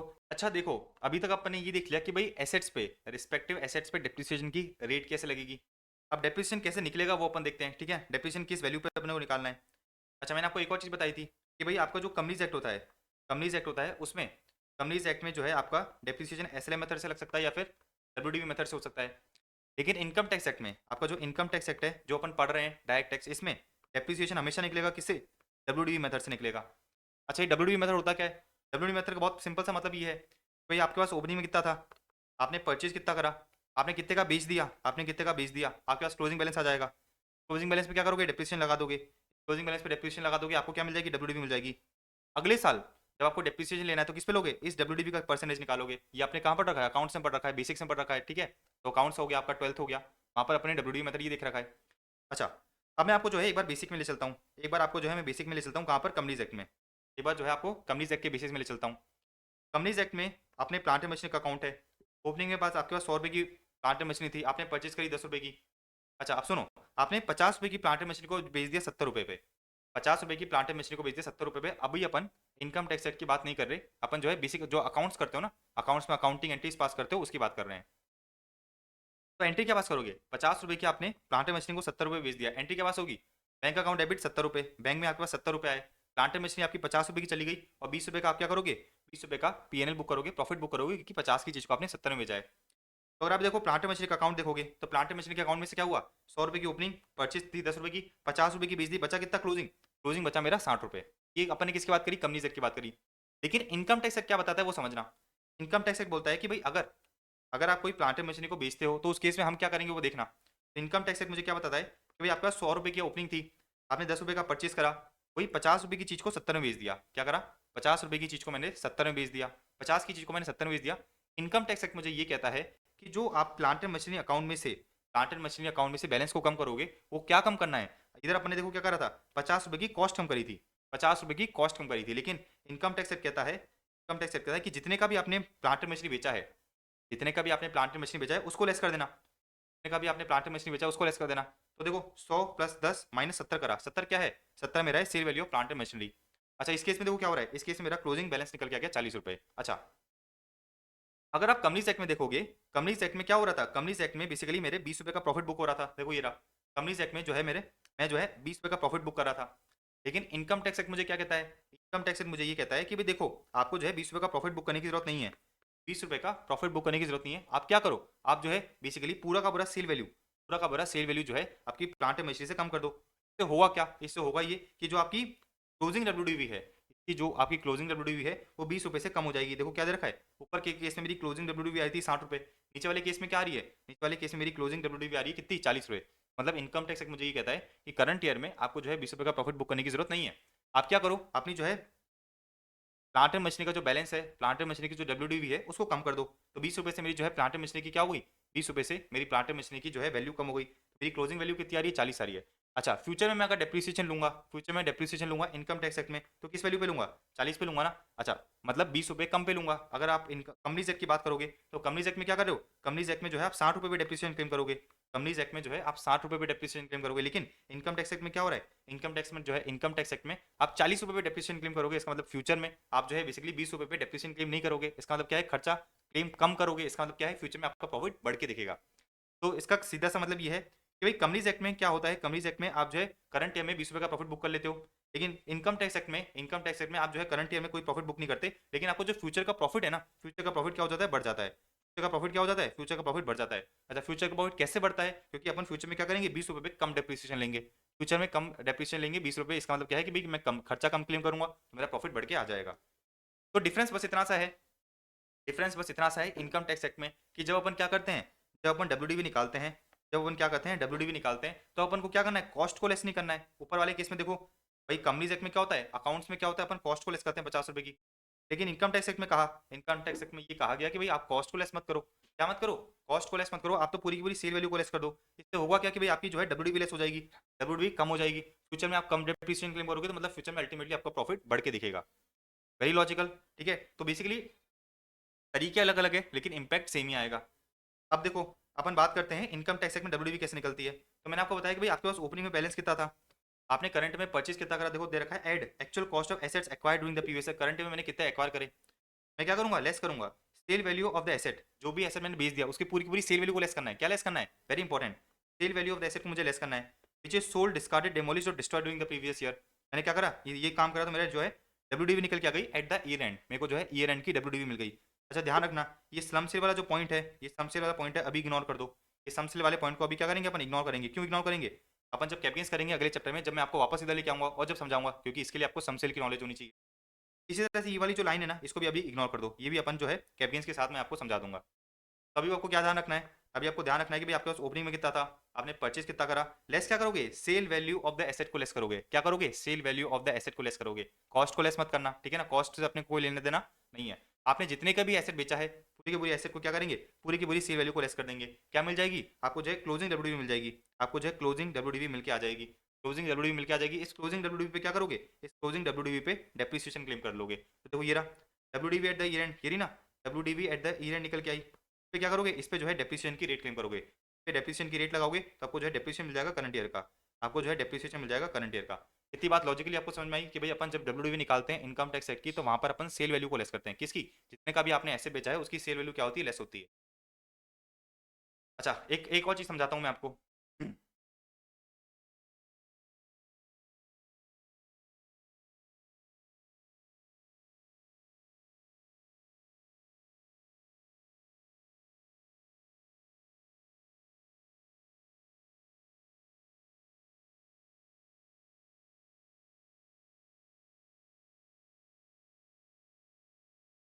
आपके दिमाग में एक ख्याल आ रहा होगा, आपके दिमाग में एक ख्याल आ रहा होगा कि भाई अगर हो सकता है कि भाई मेरी ओपनिंग में थी 100 रुपये, मैंने परचेज करी 10 रुपये की, मैंने सेल कर दिया 200 रुपये का, मैंने सेल कर दिया 200 रुपये का, तो उस केस में क्या होगा, तो उस केस में क्या होगा, आपके दिमाग में ये थॉट आ रहा होगा, तो उस केस में तो मेरी डब्ल्यूडीवी नेगेटिव हो जाएगी। तो इसलिए मैंने आपको बताया ये वाला जो पॉइंट है ना, ये वाला जो पॉइंट है, ये अपन कहाँ करेंगे, ये अपन कैप गेन्स में करेंगे। तो अभी मैंने आपको जितना समझाया उतना समझ लो, जब अपन कैप गेन्स में जाएंगे आपके सारे डाउट्स क्लियर हो जाएंगे कि भाई अगर ये जो सेल वैल्यू है वो ओपनिंग प्लस परचेज से ज़्यादा है, मतलब अगर मेरी डब्ल्यूडीवी नेगेटिव हो जाती है तो उस केस में क्या होगा, उस केस में जो भी होगा अपन कैप गेन्स में समझेंगे। अभी अपना जितने अपना पीजीपी के लिए जितना रिलेवेंट था वो मैंने आपको समझा दिया। कैप गेन्स की आपको नॉलेज होगी, उसके बाद अपन वापस इधर आएंगे जब आपको ये समझा दूंगा कि भाई जब अभी ये डब्ल्यूडीवी नेगेटिव हो जाती है तो उस केस में क्या होगा। अभी अपन ये समझ लिया ना कि भाई डब्ल्यूडीवी कैसे निकलती है, वेरी लॉजिकल, वेरी इजी। अच्छा, मैंने आपको लॉजिक समझाया कि भाई कंपनीज एक्ट में क्या होता है कि अपन कॉस्ट को लेस करते हैं, जितने का मैंने प्लांट मछली बेचा है उसकी कॉस्ट को लेस करी जाती है। लेकिन इनकम टैक्स एक्ट में क्या होता है, जितने की मैंने प्लांट मछली बेची है वो पूरा का पूरा लेस होगा। और फिर मैंने आपको अगेन एक चीज बताई कि भाई ट्रीटमेंट अलग अलग है लेकिन पीएनएल में इंपैक्ट सेम ही आएगा। इधर देखोगे तो आपने 20 रुपये का प्रॉफिट करंट में बुक करा है, इधर देखोगे तो आपने 20 रुपये का प्रॉफिट क्या करा है, करंट ईयर में बुक करा है। लेकिन इनकम टैक्स में क्या हो रहा है, इनकम टैक्स में आप फ्यूचर में कम डेप्रिसिएशन क्लेम करोगे तो अल्टीमेटली फ्यूचर का प्रॉफिट बढ़ जाएगा। तो करंट में आपने प्रॉफिट बुक नहीं करा लेकिन फ्यूचर में आपका क्या हो जाएगा, डेप्रिसिएशन बढ़ जाएगा। ठीक है ना। अब देखो मैं आपको एक और फंडा बताता हूँ, ये तो अपने सीख लिया कि भाई डब्ल्यूडीवी किस तरह से निकलती है। अब एक और आप कॉन्सेप्ट समझना, एक और आपको कॉन्सेप्ट समझाता हूँ, और वो ये है कि भाई depreciation under income tax act is based on block of asset concept. Income tax act में जो डेप्रिसिएशन निकलता है वो ब्लॉक ऑफ एसेट के कॉन्सेप्ट से निकलता है।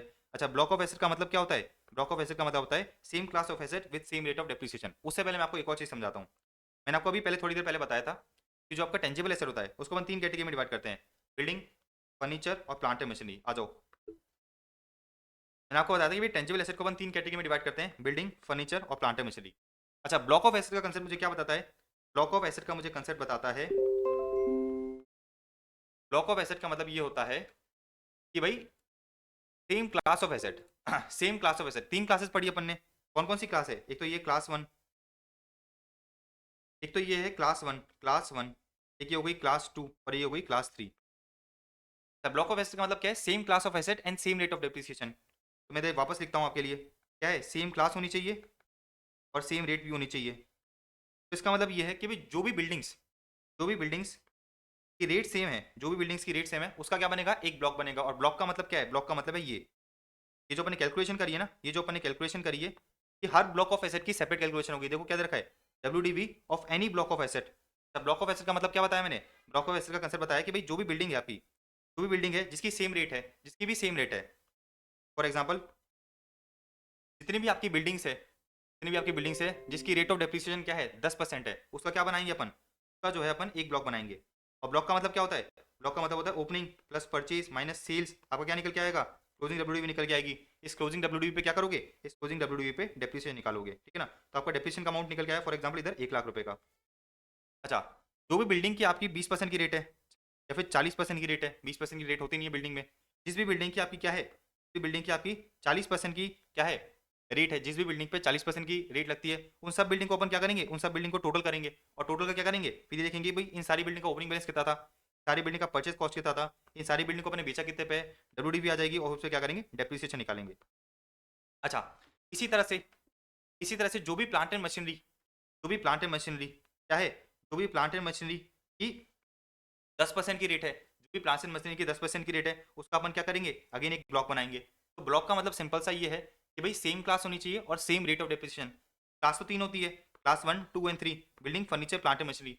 मतलब ये है कि सारी की सारी प्लांट एंड मशीनरी जिसकी रेट ऑफ डेप्रिसिएशन सेम है, सारी की सारी प्लांट एंड मशीनरी जिसकी रेट ऑफ डेप्रिसिएशन सेम है, उसका अपन क्या करेंगे, उसका अपन एक ब्लॉक बना के ये निकालेंगे कि भाई जो भी प्लांट एंड मशीनरी का रेट ऑफ डेप्रिसिएशन 15% है, उन सब की ओपनिंग बैलेंस कितना था, उन सब का अपन ने परचेज कितना करा है, अच्छा उन सब में से कितने को कितने में बेचा है, डब्ल्यू निकल के आ जाएगी, उस पर डेप्रिसिएशन निकाल देना। तो इस तरह से जो है आपको क्या मिल जाएगा, इस तरह से ब्लॉक ऑफ एसेट का आपको जो है डेप्रिसिएशन मिल जाएगा। इस तरह से आपको जो है ब्लॉक ऑफ एसेट का क्या मिल जाएगा, ब्लॉक ऑफ एसेट का डेप्रिसिएशन दे दिया जाएगा। तो अभी आपको बात समझ में आई, अभी आपको ये समझ में आया होगा कि भाई डब्ल्यू किस तरह से निकलती है। अभी आपने ये समझ लिया कि भाई डब्ल्यू किस तरह से निकलती है। फिर अपन ने ये देखा कि भाई आपको W her block of asset की क्या करनी है, हर ब्लॉक ऑफ एसेट की सेपरेट निकालनी है। ब्लॉक ऑफ एसेट का मतलब क्या है, building, furniture, plant and machinery. अच्छा, जिस भी बिल्डिंग की रेट सेम है उसका एक ब्लॉक बनेगा, जिस भी फर्नीचर की रेट सेम है उसका एक ब्लॉक बनेगा, जिस भी प्लांट एंड मशीनरी की रेट सेम है उसका एक ब्लॉक बनेगा। अच्छा, अपन ने अभी इधर देखा था क्या कि भाई प्लांट एंड मशीन में बहुत सारी रेट होती है। देखो प्लांट एंड मशीन में क्या है, बहुत सारी रेट है। तो अपन को बस इतना सा देखना है कि भाई प्लांट एंड मशीन में जिस भी एसेट की रेट फॉर एग्जांपल 30% है, जिस भी एसेट की रेट फॉर एग्जांपल क्या है 30% है, उसका अपन क्या करेंगे, एक ब्लॉक बनाएंगे। मतलब उन सबका ओपनिंग बैलेंस ऐड करेंगे, उन सबका परचेज ऐड करेंगे, सेल ऐड करेंगे, और अगेन उन सबका क्या करेंगे, डेप्रिसिएशन निकालेंगे। इस तरह से आप क्या करोगे, अलग अलग ब्लॉक बनाओगे और सबका डेप्रिसिएशन आप जो है टोटल कर दोगे, तो आपको जो है डेप्रिसिएशन एज पर इनकम टैक्स एक्ट मिल जाएगा। तो बहुत इजीली अपन ने समझ लिया ये कि भाई ब्लॉक ऑफ एसेट का कंसेप्ट क्या होता है। ठीक है, very easy, very logical. Block of asset का मैंने आपको कॉन्सेप्ट समझा दिया कि भाई ब्लॉक ऑफ एसेट का कंसेप्ट क्या होता है। अब देखो क्या दे रखा है इन लोगों ने, प्लांट एंड मशीनरी में क्या इंक्लूड नहीं होता। प्लांट एंड मशीनरी में इन लोगों ने कहा कि भाई does not include T bushes. T bushes का मतलब क्या है कि भाई पेड़ के पत्ते जो होते हैं, राइट। तो फॉर एग्जांपल अगर आपका बिजनेस क्या है, अगर आपका बिजनेस चाय को मैन्युफैक्चर करने का है, तो आपने क्या करे, आपने जो है चाय के पेड़ लगा दिए, क्या वो मेरी प्लांट एंड मशीनरी हो गई, क्या उस पर डिप्रेशन ले लूँ मैं, सरकार ने कहा नहीं।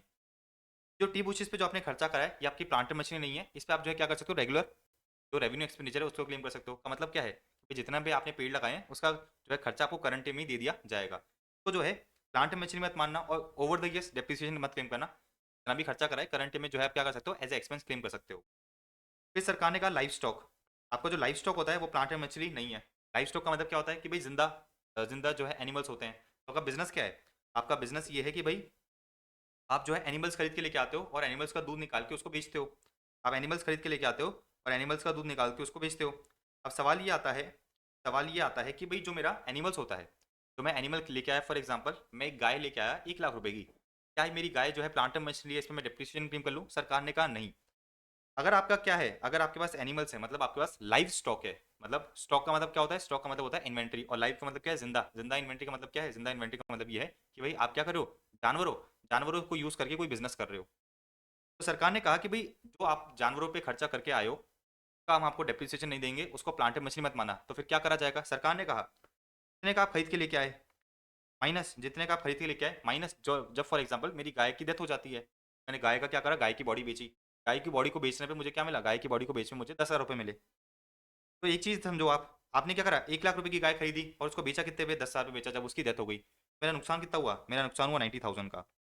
सरकार ये कहती है, अपना लॉ ये कहता है कि जब आप लाइव स्टॉक को बेचते हो तो जितने में आपने क्या करा, जितने में आपने जो है उसको एक्चुअल में क्या करा था, एक्चुअल में परचेस करा था, माइनस कर दो स्क्रैप वैल्यू, उतने का हम आपको क्या करेंगे, उतने का हम आपको जो है डिडक्शन दे देंगे। आपको बात समझ में आ रही है। तो बेसिकली आपको जो है 1 लाख रुपए का पूरा डिडक्शन लेने की जरूरत नहीं है। सिंपल सी बात ये है कि आप खरीद के कितने पे लेके आए थे। अल्टीमेटली जब वो क्या हो गई, जब गाय की डेथ हो गई या गाय परमानेंटली यूजलेस हो गई, गाय क्या हो गई, परमानेंटली यूजलेस हो गई, तो मुझे उसकी स्क्रैप वैल्यू क्या मिली, उतने का आपका नुकसान हुआ है, उतने का हम आपको पूरा का पूरा डिडक्शन दे देंगे। तो 1 लाख रुपए की गाय खरीदी थी, 10,000 में 10,000 उसकी स्क्रैप वैल्यू थी, 90,000 का मेरा नुकसान हुआ। भाई 1 लाख की चीज आप खरीद के लेके आए, बेचा आपने, अल्टीमेटली 10,000 में, तो नुकसान हुआ ना 90,000 का। तो इस 90,000 का हम आपको जो है डिडक्शन दे देंगे। Very easy, very logical. तो सरकार ने कहा जो आपका ये लाइफ स्टॉक होता है ना, ये जो आपका लाइफ स्टॉक होता है, इस पे आप डेप्रिसिएशन मत क्लेम करना, इसको प्लांट मछली मत मानना। जब ये क्या होंगे, जब इनकी डेथ हो जाएगी, जब इनकी डेथ हो जाएगी या परमानेंटली यूजलेस हो जाएंगे, उस साल हम आपको डिडक्शन दे देंगे।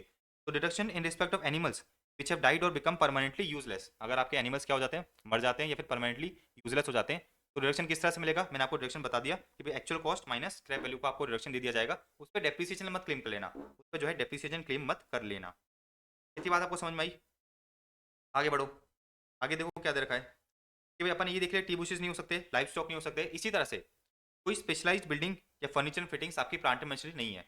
तो वो सरकार ये कहती है, लॉ ये कहता है कि हमारा इंटेंशन ये है कि हम बिल्डिंग, प्लांट मशीनरी और फर्नीचर को सेपरेट रखें। अच्छा, आपने अभी क्या पढ़ा, आपने अभी मेरे साथ ये पढ़ा था कि जो बिल्डिंग होती है, बिल्डिंग पे आप डेप्रिसिएशन कितना क्लेम करोगे, 10% का। अच्छा, बिल्डिंग होती है उस पर डेप्रिसिएशन कितना क्लेम करते हो, 10% का। Just give me a second.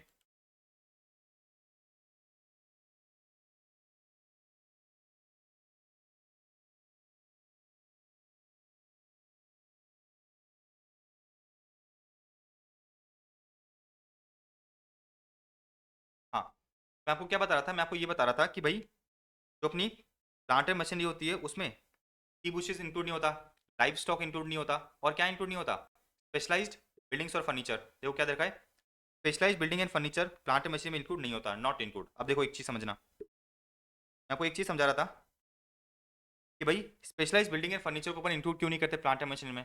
सरकार ये कहती है, हमारा इंटेंशन ये था कि हम क्या करें, हम बेसिकली बिल्डिंग फर्नीचर और प्लांट एंड मशीनरी को सेपरेट रखें। आपने पढ़ रखा है कि भाई फर्नीचर पे 10% का डिप्रेशन मिलता है, बिल्डिंग पे 10% का डिप्रेशन मिलता है, और प्लांट एंड मशीनरी पे जनरल रेट क्या है, प्लांट एंड मशीनरी पे जनरल रेट है 15%। तो एसएससी क्या करता है, मतलब एक एसएससी बोले तो एक पर्सन जो बिजनेस कर रहा है, वो ये बोलता है कि देखो मेरी स्पेशलाइज बिल्डिंग है, उसने थिएटर खोला, थिएटर में उसने क्या करा, एक स्पेशलाइज्ड हॉल बनाया। किसके लिए बनाया, व्यूअर्स के लिए बनाया, ऑडियंस के लिए उसने क्या करा, एक स्पेशलाइज्ड हॉल बनाया जिसके अंदर क्या चल रहा है, वो पिक्चर चला रहा है। वो ये कहता है कि देखो जो मेरी बिल्डिंग है ना, ये जो मेरी बिल्डिंग है क्या है, स्पेशलाइज्ड बिल्डिंग है, मैं प्लांट एंड मशीनरी मानूंगा और इस पर 15% डेप्रिसिएशन दूंगा। सरकार कहती है नहीं, हम आपको जो है इस पर 15% डेप्रिसिएशन लेने नहीं देंगे, इस पर आपको जो है 10% डेप्रिसिएशन ही लेना पड़ेगा, ये मानते हुए कि ये बिल्डिंग है। सरकार ने क्लैरिफाई कर दिया कि भाई अगर आपकी कोई बिल्डिंग है स्पेशलाइज नेचर की है, अगर आपका कोई फर्नीचर फिटिंग है वो स्पेशलाइज नेचर का है, तो उसको प्लांट एंड मशीनरी हम मानने नहीं देंगे। आपको आपको क्या मानना पड़ेगा, उसको बिल्डिंग या फर्नीचर ही मानना पड़ेगा। Very easy. अब देखो अपन ने क्या पढ़ा था, अपन ने ये पढ़ा था कि भाई कोई व्हीकल, आपका मोटर कार है, मोटर कार क्या होता है, मोटर कार बेसिकली आपका प्लांट एंड मशीनरी होता है। इसी तरह से मोटर कार का कोई पार्ट, मोटर कार का कोई पार्ट भी क्या होगा, प्लांट एंड मशीनरी होगा। For example engine of the vehicle, हमने अगर व्हीकल को क्या बोला है, हमने व्हीकल को हमने प्लांट एंड मशीनरी कहा है, तो engine of the vehicle, vehicle का इंजन भी क्या होगा, प्लांट एंड मशीनरी होगा। तो इसका कंक्लूजन क्या निकल के आया कि भाई प्लांट एंड मशीनरी में क्या इंक्लूड होता है, प्लांट एंड मशीनरी में प्लांट एंड मशीनरी का कोई पार्ट भी इंक्लूड होता है, तो plant includes part of plant and machinery. इसी तरह से मशीनरी देखो, इसी तरह से देखो क्या देखा, machinery includes part of machinery, machinery includes part of machinery, building includes, तो क्या देखा है, building includes part of building, roads bridges culverts wells and tubewells. ठीक है, तो ये सब बेसिकली क्या है, प्लांट में इंक्लूड कर दिए जाएंगे। Very easy. तो हमने कहा कि भाई अगर हम किसी मोटर कार को क्या मानते हैं, प्लांट एंड मशीनरी मानते हैं, तो मोटर कार का जो इंजन है उसको भी क्या माना जाएगा, प्लांट एंड मशीनरी माना जाएगा। इसी तरह से हमने ये कहा कि भाई बिल्डिंग, बिल्डिंग में क्या इंक्लूड होता है, पार्ट ऑफ बिल्डिंग इंक्लूड होता है। फॉर एग्जाम्पल आपने रोड बनवा ली, या फिर आपने ब्रिजेस बनवा लिए, आपने क्या करा, ब्रिज बनवा लिए, ट्यूबवेल बनवा लिया, तो उन सबको भी अपन बिल्डिंग ही मानेंगे। ठीक है, तो part includes, sorry plant include part of plant, इसी तरह से machinery includes part of machinery, और building includes part of building. Very easy. अच्छा आगे देखो, अच्छा देखो अब अपन नेक्स्ट इंपॉर्टेंट कंसेप्ट करने जा रहे हैं, और वो ये है कि भाई इनकम टैक्स एक्ट में आपको डेप्रिसिएशन जो है पुट टू यूज बेसिस पे मिलेगा।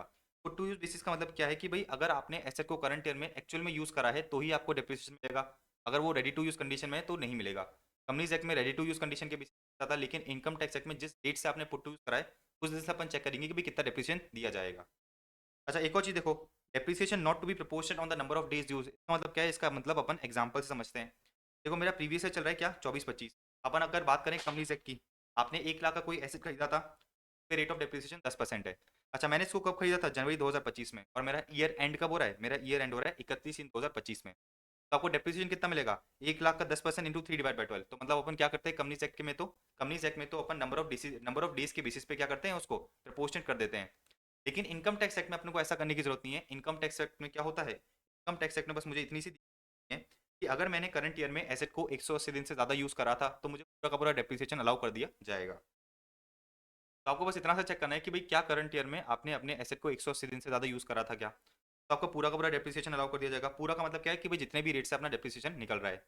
अगर आपने एसेट को 180 दिन से कम यूज़ करा है, अगर आपने अपने एसेट को 180 दिन से कम यूज़ करा है, तो उस केस में क्या होगा, उस केस में बेसिकली डेप्रिसिएशन जो है रेस्ट्रिक्ट हो जाएगा टू 50%। मतलब अगर आपको 1 लाख का डेप्रिसिएशन मिलना था, अगर आपको जो है 1 लाख का डेप्रिसिएशन मिलना था, तो बेसिकली आपको डेप्रिसिएशन कितना मिलेगा, 1 लाख का 50% कितना हो गया, 50,000। अच्छा एक और चीज़ समझना, ये रेस्ट्रिक्शन जो है, ये रेस्ट्रिक्शन कब है, restriction applies only to the year of acquisition and not subsequent year. इसका मतलब क्या है, मैं आपको एग्जांपल से समझाता हूँ। देखो आपने क्या करा, प्रीवियस ईयर 2024-25, प्रीवियस ईयर 2024-25 में, जनवरी 2025 में, जनवरी 2025 में क्या करा, जनवरी 2025 में एसेट को एक्वायर करा, जनवरी 2025 में क्या करा, एसेट को एक्वायर करा। अच्छा इसका नेक्स्ट प्रीवियस ईयर क्या है, नेक्स्ट प्रीवियस ईयर 25-26। तो आपने एक्वायर कब करा था, आपने एक्वायर करा था 24-25 में।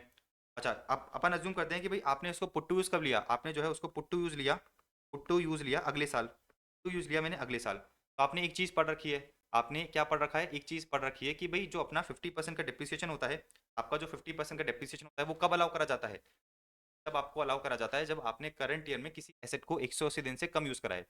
ये बात आपको समझ में आती है। अच्छा 2024-25 में देखो, 2024-25 में आपने क्या करा था, किसी एसेट को एक्वायर करा था, किसी एसेट को एक्वायर करा था, अपन अज्यूम करते हैं कि भाई 2025-26 में आपने उस एसेट को पुट टू यूज कर लिया। अच्छा, कौन सी डेट को पुट टू यूज ले लिया? अपन ने लिया जनवरी 2026 में। जनवरी 2026 में आपने इसको पुट टू यूज लिया। तो अपने को एक चीज तो समझ में आती है कि भाई 2024-25 में तो अपने को कोई डेप्रिसिएशन नहीं मिलेगा, नहीं मिलेगा क्योंकि मैंने पुट टू यूज करा ही नहीं है। 25-26 की बात करते हैं अपन।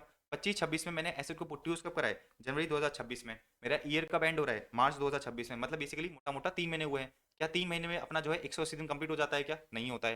तो मतलब ये है कि भाई 25-26 में मैंने क्या करा है, एसेट को 180 दिन से कम यूज करा है। क्या करा है? एसेट को जो है 180 दिन से कम यूज करा है। तो अपने लॉ के अकॉर्डिंग, 25-26 में क्या होगा? 25-26 में आपको 50% का डेप्रिसिएशन मिलना चाहिए। लेकिन सरकार ने कहा 50% का रेस्ट्रिक्शन तभी लगता है जब किसी पर्टिकुलर एसेट को आपने किसी साल में एक्वायर करा था और उसी साल में उसको यूज कर लिया था, उसी साल में उसको यूज कर लिया था। तो अपने 25-26 के केस में क्या हो रहा है? 25-26 के केस में ये हो रहा है कि भाई मैंने एक्वायर करा था 24-25 में, पिछले साल में। यूज कब करा है? 25-26 में करा है। तो बेसिकली एक्विजिशन ईयर और पुट टू यूज का ईयर अलग अलग है। देयरफॉर जो ये अपना 25-26 है, यहाँ पर 50% का रेस्ट्रिक्शन नहीं लगेगा, यहाँ पर आपको 100% डेप्रिसिएशन दे दिया जाएगा। इन कॉन्ट्रास्ट, कॉन्ट्रास्ट में आपको एक और चीज बताता हूँ। इन कॉन्ट्रास्ट में अगर आपको एक और चीज बताऊँ, तो 24-25 में आपने क्या करा था? 24-25 में जनवरी 2025 में एसेट को एक्वायर करा था, जनवरी 25 में उसको पुट टू यूज ले लिया, मतलब इसी साल आपने क्या करा? उसको पुट टू यूज ले लिया। अब सवाल आता है, अपना लॉ क्या कहता है कि 180 दिन से कम यूज हुआ है तो क्या करोगे? 50% का डेप्रिसिएशन दोगे। तो करंट ईयर में मुझे क्या मिलेगा? करंट ईयर में मुझे 50% का डेप्रिसिएशन मिल जाएगा। क्योंकि क्योंकि क्योंकि क्योंकि एक्विजिशन ईयर और put to use year same है। अब देख लो, आप पढ़ लो, समझ में आ जाएगी आपको बात। देखो, डेप्रिसिएशन जो है 50% रेस्ट्रिक्ट कर दिया जाएगा। डेप्रिसिएशन 50% पे रेस्ट्रिक्ट कर दिया जाएगा, लेकिन इन लोगों ने आगे क्या रखा है कि भाई रेस्ट्रिक्शन कब लगता है? Only to the year of acquisition and not for the subsequent year. तो जिस साल आपने एक्वायर करा उसी साल आपने पुट टू यूज ले लिया, तो आपको क्या करेंगे हम? 50% का डेप्रिसिएशन देंगे। लेकिन अगले साल फ्यूचर ईयर्स में आपको जो है ये चीज नहीं मिलेगी। मतलब 50% का रेस्ट्रिक्शन कब लगता है? 50% का रेस्ट्रिक्शन लगता है जब आपने करंट ईयर में एक्वायर करा और करंट ईयर में ही उसको 180 दिन से कम यूज कराए। वेरी इंपॉर्टेंट, ठीक है ना? ये बहुत इंपॉर्टेंट पॉइंट है, इसको समझना। अच्छा, अपना लॉ एक और चीज कहता है कि भाई डेप्रिसिएशन लेसर को मिलेगा, लेसी को नहीं मिलेगा। अच्छा, मेरी बात बड़े ध्यान से समझना। मेरी एक प्लांट मशीनरी थी, मैंने क्या करा? उसको किराए पे दे दिया। प्लांट मशीनरी मेरी थी कि मैंने उसको किराए पे दे दिया। अब सवाल आता है कि भाई डेप्रिसिएशन कौन क्लेम करेगा? तो अपना लॉ क्लेरिफाई करता है कि जो लेसर है, भाई प्लांट मशीनरी है किसकी? लेसर की है। कैपिटल एसेट है किसकी? लेसर की है। तो डेप्रिसिएशन कौन क्लेम करेगा? लेसर क्लेम करेगा। तो डेप्रिसिएशन हमेशा किसको मिलता है? डेप्रिसिएशन हमेशा लेसर को मिलता है, लेसी को नहीं मिलता। लेसी का मतलब क्या होता है? टेनेंट, जिसने किराए पे ले रखा है, उसको नहीं मिलता। अच्छा, एक और चीज समझो। मैंने आपको एक चीज बताई थी ना, मैंने आपको एक चीज बताई थी कि भाई अगर आप क्या कर रहे हो, अगर जो है बेसिकली आप मोटर कार, मोटर बसेस को क्या कर रहे हो? किराए पे देने का बिजनेस कर रहे हो, तो उस केस में आपका जो डेप्रिसिएशन का रेट है वो कितना होता है? 15 + 15 30% हो जाता है। इतनी बात आपको समझता है? अब सुनो, इस केस में हुआ ये कि देखो, ये मैं लेसर हूँ, ठीक है। मैंने क्या करा? मैंने अपनी मोटर कार किसी दूसरे बंदे को क्या करी? मैंने अपनी मोटर कार किसी दूसरे बंदे को रेंट पे दे दी। क्या करी? रेंट पे दे दी। अच्छा, ये दूसरा बंदा क्या करा? ये जो लेसी है ना, ये लेसी जो है इस मोटर कार को फर्दर फर्दर क्या कर रहा है? रेंट पे देने का बिजनेस कर रहा है। अच्छा, बात समझ में आ रही है आपको? भाई मेरी मोटर कार थी, मैंने जो है किसको दिया? मैंने किसी दूसरे पर्सन को रेंट पे दिया। सामने वाला पर्सन क्या कर रहा है? सामने वाला पर्सन बिजनेस कर रहा है इसी मोटर कार को रेंट पे देने का। तो अभी ये जो लेसर है उसको डेप्रिसिएशन कैसे मिलेगा? 15% में मिलेगा या फिर 30% मिलेगा? बेसिकली अगर ये लेसर क्या करता, खुद भी ये काम करता क्या कि भाई वो बिजनेस, उसका बिजनेस क्या है? उसका बिजनेस है बेसिकली अपने मोटर व्हीकल को किराए पे देने का, तो उसको जो है 30% मिलता।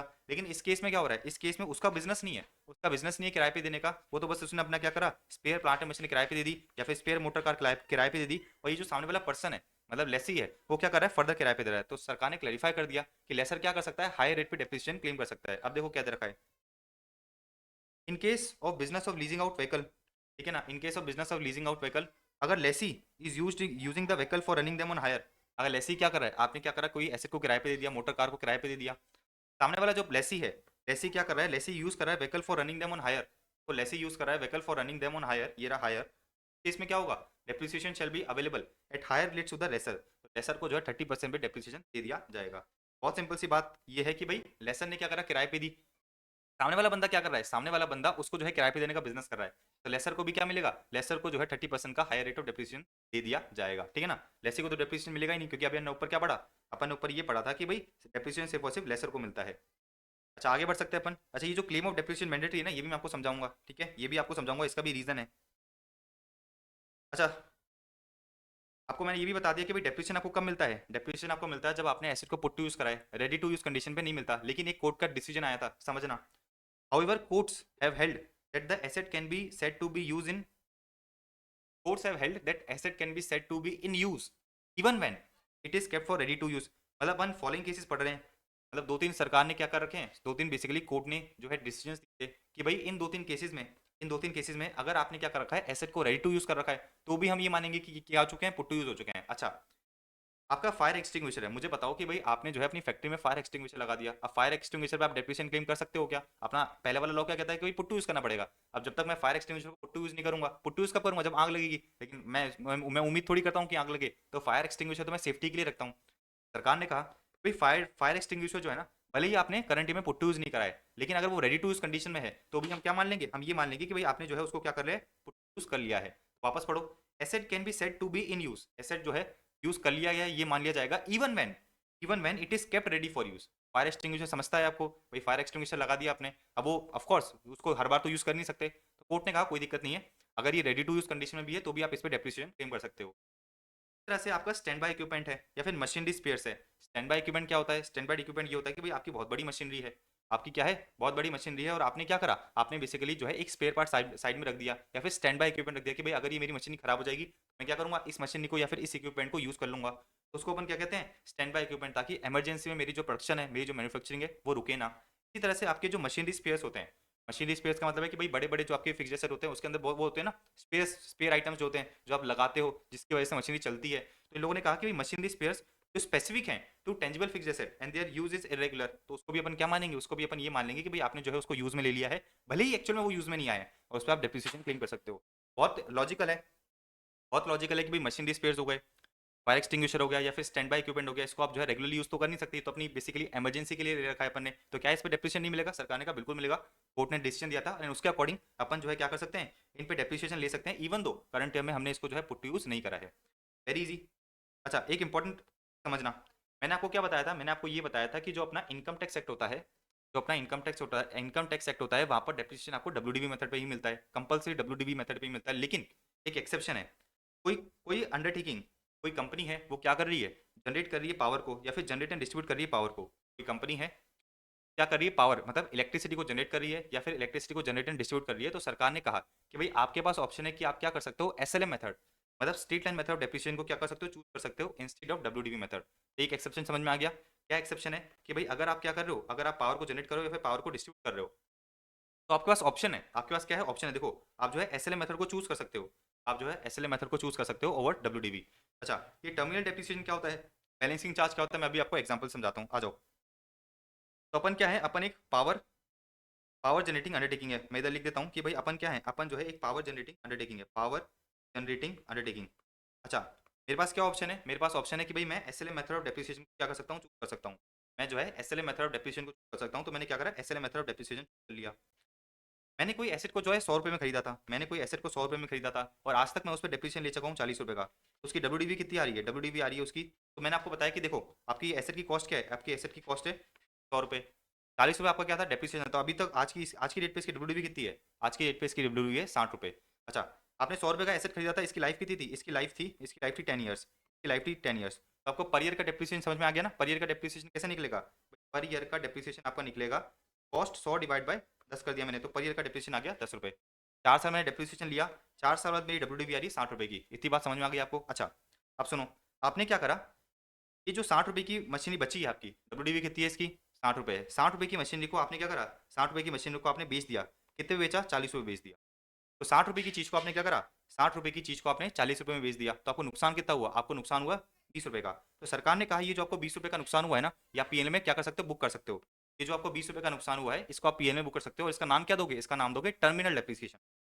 तो देखो क्या दे रखा है, टर्मिनल डेप्रिसिएशन का मतलब क्या होता है कि भाई डब्ल्यूडीवी सेल्स वैल्यू से ज्यादा है, अपने केस में डब्ल्यूडीवी कितनी थी, अपने केस में डब्ल्यूडीवी थी 60 रुपये, सेल वैल्यू कितनी थी 40 रुपये, मतलब 40 रुपये की चीज को अगर आप 60 रुपये में बेचते हो तो मतलब 20 रुपये का नुकसान हुआ ना, सॉरी 60 रुपये की चीज को आपने 40 रुपये में बेचा, मतलब 20 रुपये का नुकसान हुआ, ये 20 रुपये का नुकसान आप पीएनएल में बुक करोगे, सरकार ने कहा बिल्कुल पीएनएल में बुक करो, लेकिन आपको नाम क्या देना पड़ेगा, इसका आप नाम दोगे टर्मिनल डेप्रिसिएशन, का जो है आप क्या नाम दे दोगे, टर्मिनल डेप्रिसिएशन। तो बैलेंस अमाउंट, मतलब बैलेंस अमाउंट का मतलब क्या है, 20 रुपये, 20 रुपये will be treated as terminal depreciation, and उसको आप क्या कर सकते हो, पीएल में बुक कर सकते हो, पीएल में खर्चा क्लेम कर सकते हो, अगर आपने क्या कर रखा है उसको बुक्स अकाउंट्स में राइट ऑफ कर दिया है। वेरी इंपॉर्टेंट, वेरी इजी, ठीक है ना, बहुत आसान है ना, मतलब बेसिकली एक तरह से आपको लॉस हुआ है, एक तरह से लॉस हुआ है, लेकिन सरकार ने उसका टेक्निकल नाम दे दिया कि भाई आप इसको क्या मानोगे, टर्मिनल डेप्रिसिएशन मानोगे। अच्छा, टर्मिनल डेप्रिसिएशन का दूसरा मतलब क्या समझ सकते हो आप, टर्मिनल डेप्रिसिएशन का दूसरा मतलब ये समझ सकते हो कि भाई डब्ल्यूडीवी थी मेरी कितनी, मेरी डब्ल्यूडीवी थी 60 रुपये की, WDV थी 60 रुपए की, मैंने क्या करा, जिस साल मैंने उसको बेचा है उस साल मैंने जो है टर्मिनल डेप्रिसिएशन दिया 20 रुपए का, मेरी WDV होगी 40 रुपए की, और 40 रुपए की चीज को मैंने जो है 40 रुपए में बेच दिया है। तो बात एक ही है, बात एक ही है, जो टर्मिनल डेप्रिसिएशन है 20 रुपए का, आपने क्या करा, आपने जो है पीएनएल में बुक कर लिया। बहुत सिंपल है कि भाई अगर आपने क्या करा है 60 रुपए की चीज को 40 में बेचा तो 20 रुपए आपको नुकसान है, पीएनएल में क्या करो, बुक कर लो। तो क्या नाम दे दोगे इसका, टर्मिनल डेप्रिसिएशन नाम दे दोगे। ये बात होगी टर्मिनल डेप्रिसिएशन की। अब बात करते हैं अपन बैलेंसिंग चार्ज क्या होता है, आ जाओ बैलेंसिंग चार्ज समझाते हैं आपको। बैलेंसिंग चार्ज क्या होता है वो अपन समझते हैं।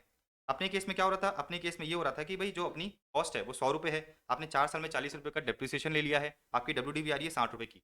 अब आपने क्या करा, इस 60 रुपये की चीज़ को जो है बेच दिया कितने में, 80 में। 60 रुपये की चीज़ को आपने क्या करा, 80 में बेच दिया।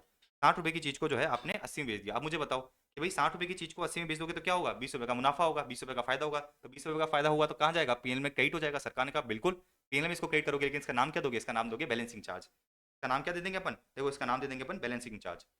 तो इन लोगों ने कहा कि जब सेल वैल्यू मतलब 80 रुपये WDV से ज़्यादा है, मतलब 60 रुपये से ज़्यादा है, तो 80 रुपये जो है 60 रुपये से ज़्यादा है, मतलब जो डिफरेंस है मतलब 20 रुपये डिफरेंस है, उसको अपन क्या बोलेंगे, उसको जो है अपन बैलेंसिंग चार्ज बोलेंगे, और उसको जो है क्या करोगे आप, उसको जो है प्रॉफिट में ऐड कर दोगे।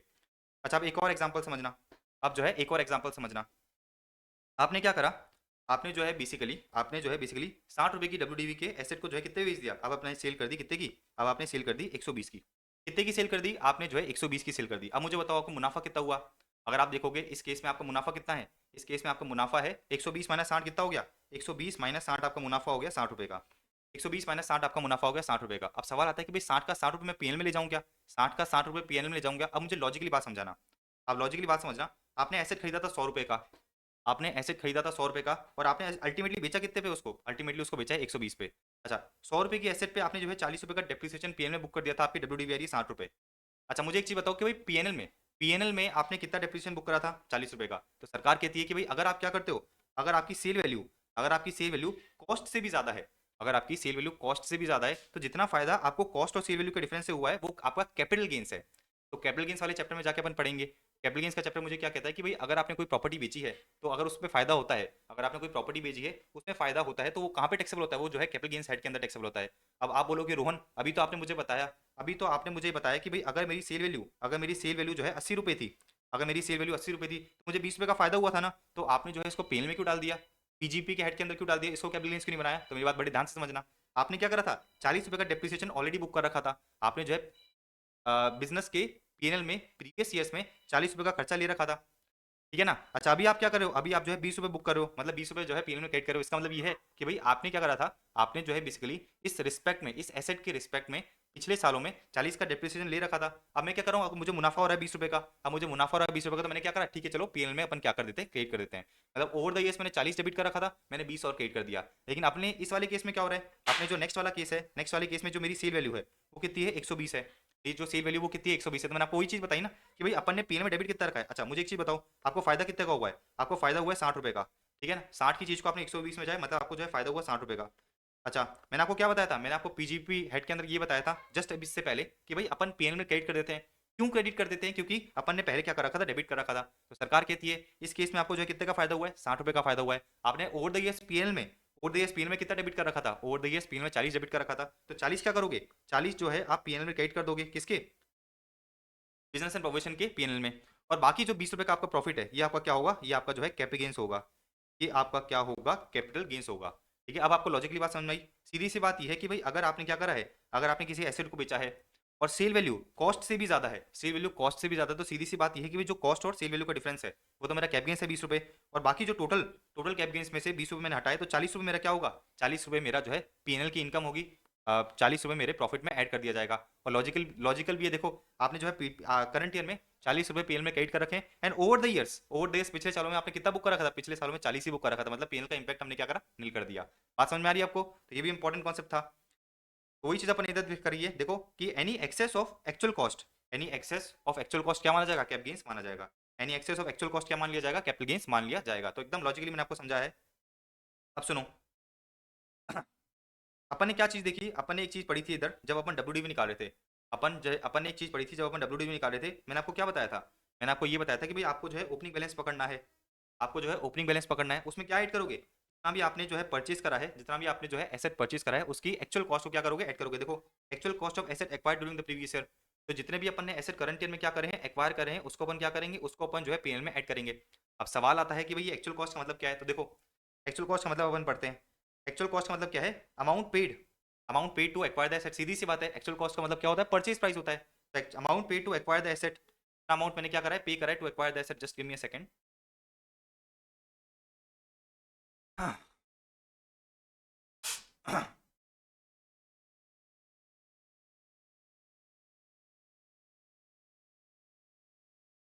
देखो ये रहा, amount paid to acquire the asset, कि भाई मेरा परचेज प्राइस कितना है, reduced by the amount, reduced by the amount met by the other person. अच्छा इसका मतलब क्या है भाई, देखो मैं जो है 1 लाख रुपए की क्या खरीद के लेके आया, 1 लाख रुपए की जो है प्लांट एंड मशीनरी खरीद के लेके आया, लेकिन 40,000 रुपए, 40,000 रुपए सरकार ने मुझे क्या दी थी, सरकार ने मुझे ग्रांट दे दी। अब मुझे एक चीज बताओ, एक चीज बताओ कि भाई मेरे हाथ में से एक्चुअल कॉस्ट कितनी है। भाई मैंने 1 लाख रुपए, 1 लाख रुपए की एसेट खरीदी, 1 लाख रुपए की एसेट खरीदी, 1 लाख रुपए पैसे दिए, सरकार ने मुझे 40,000 की ग्रांट दे दी उस एसेट के रिस्पेक्ट में, तो मेरे हाथ में जो है नेट मेरा पैसा कितना खर्च हुआ, 1 लाख माइनस 40,000, तो कितना हो गया, 60,000।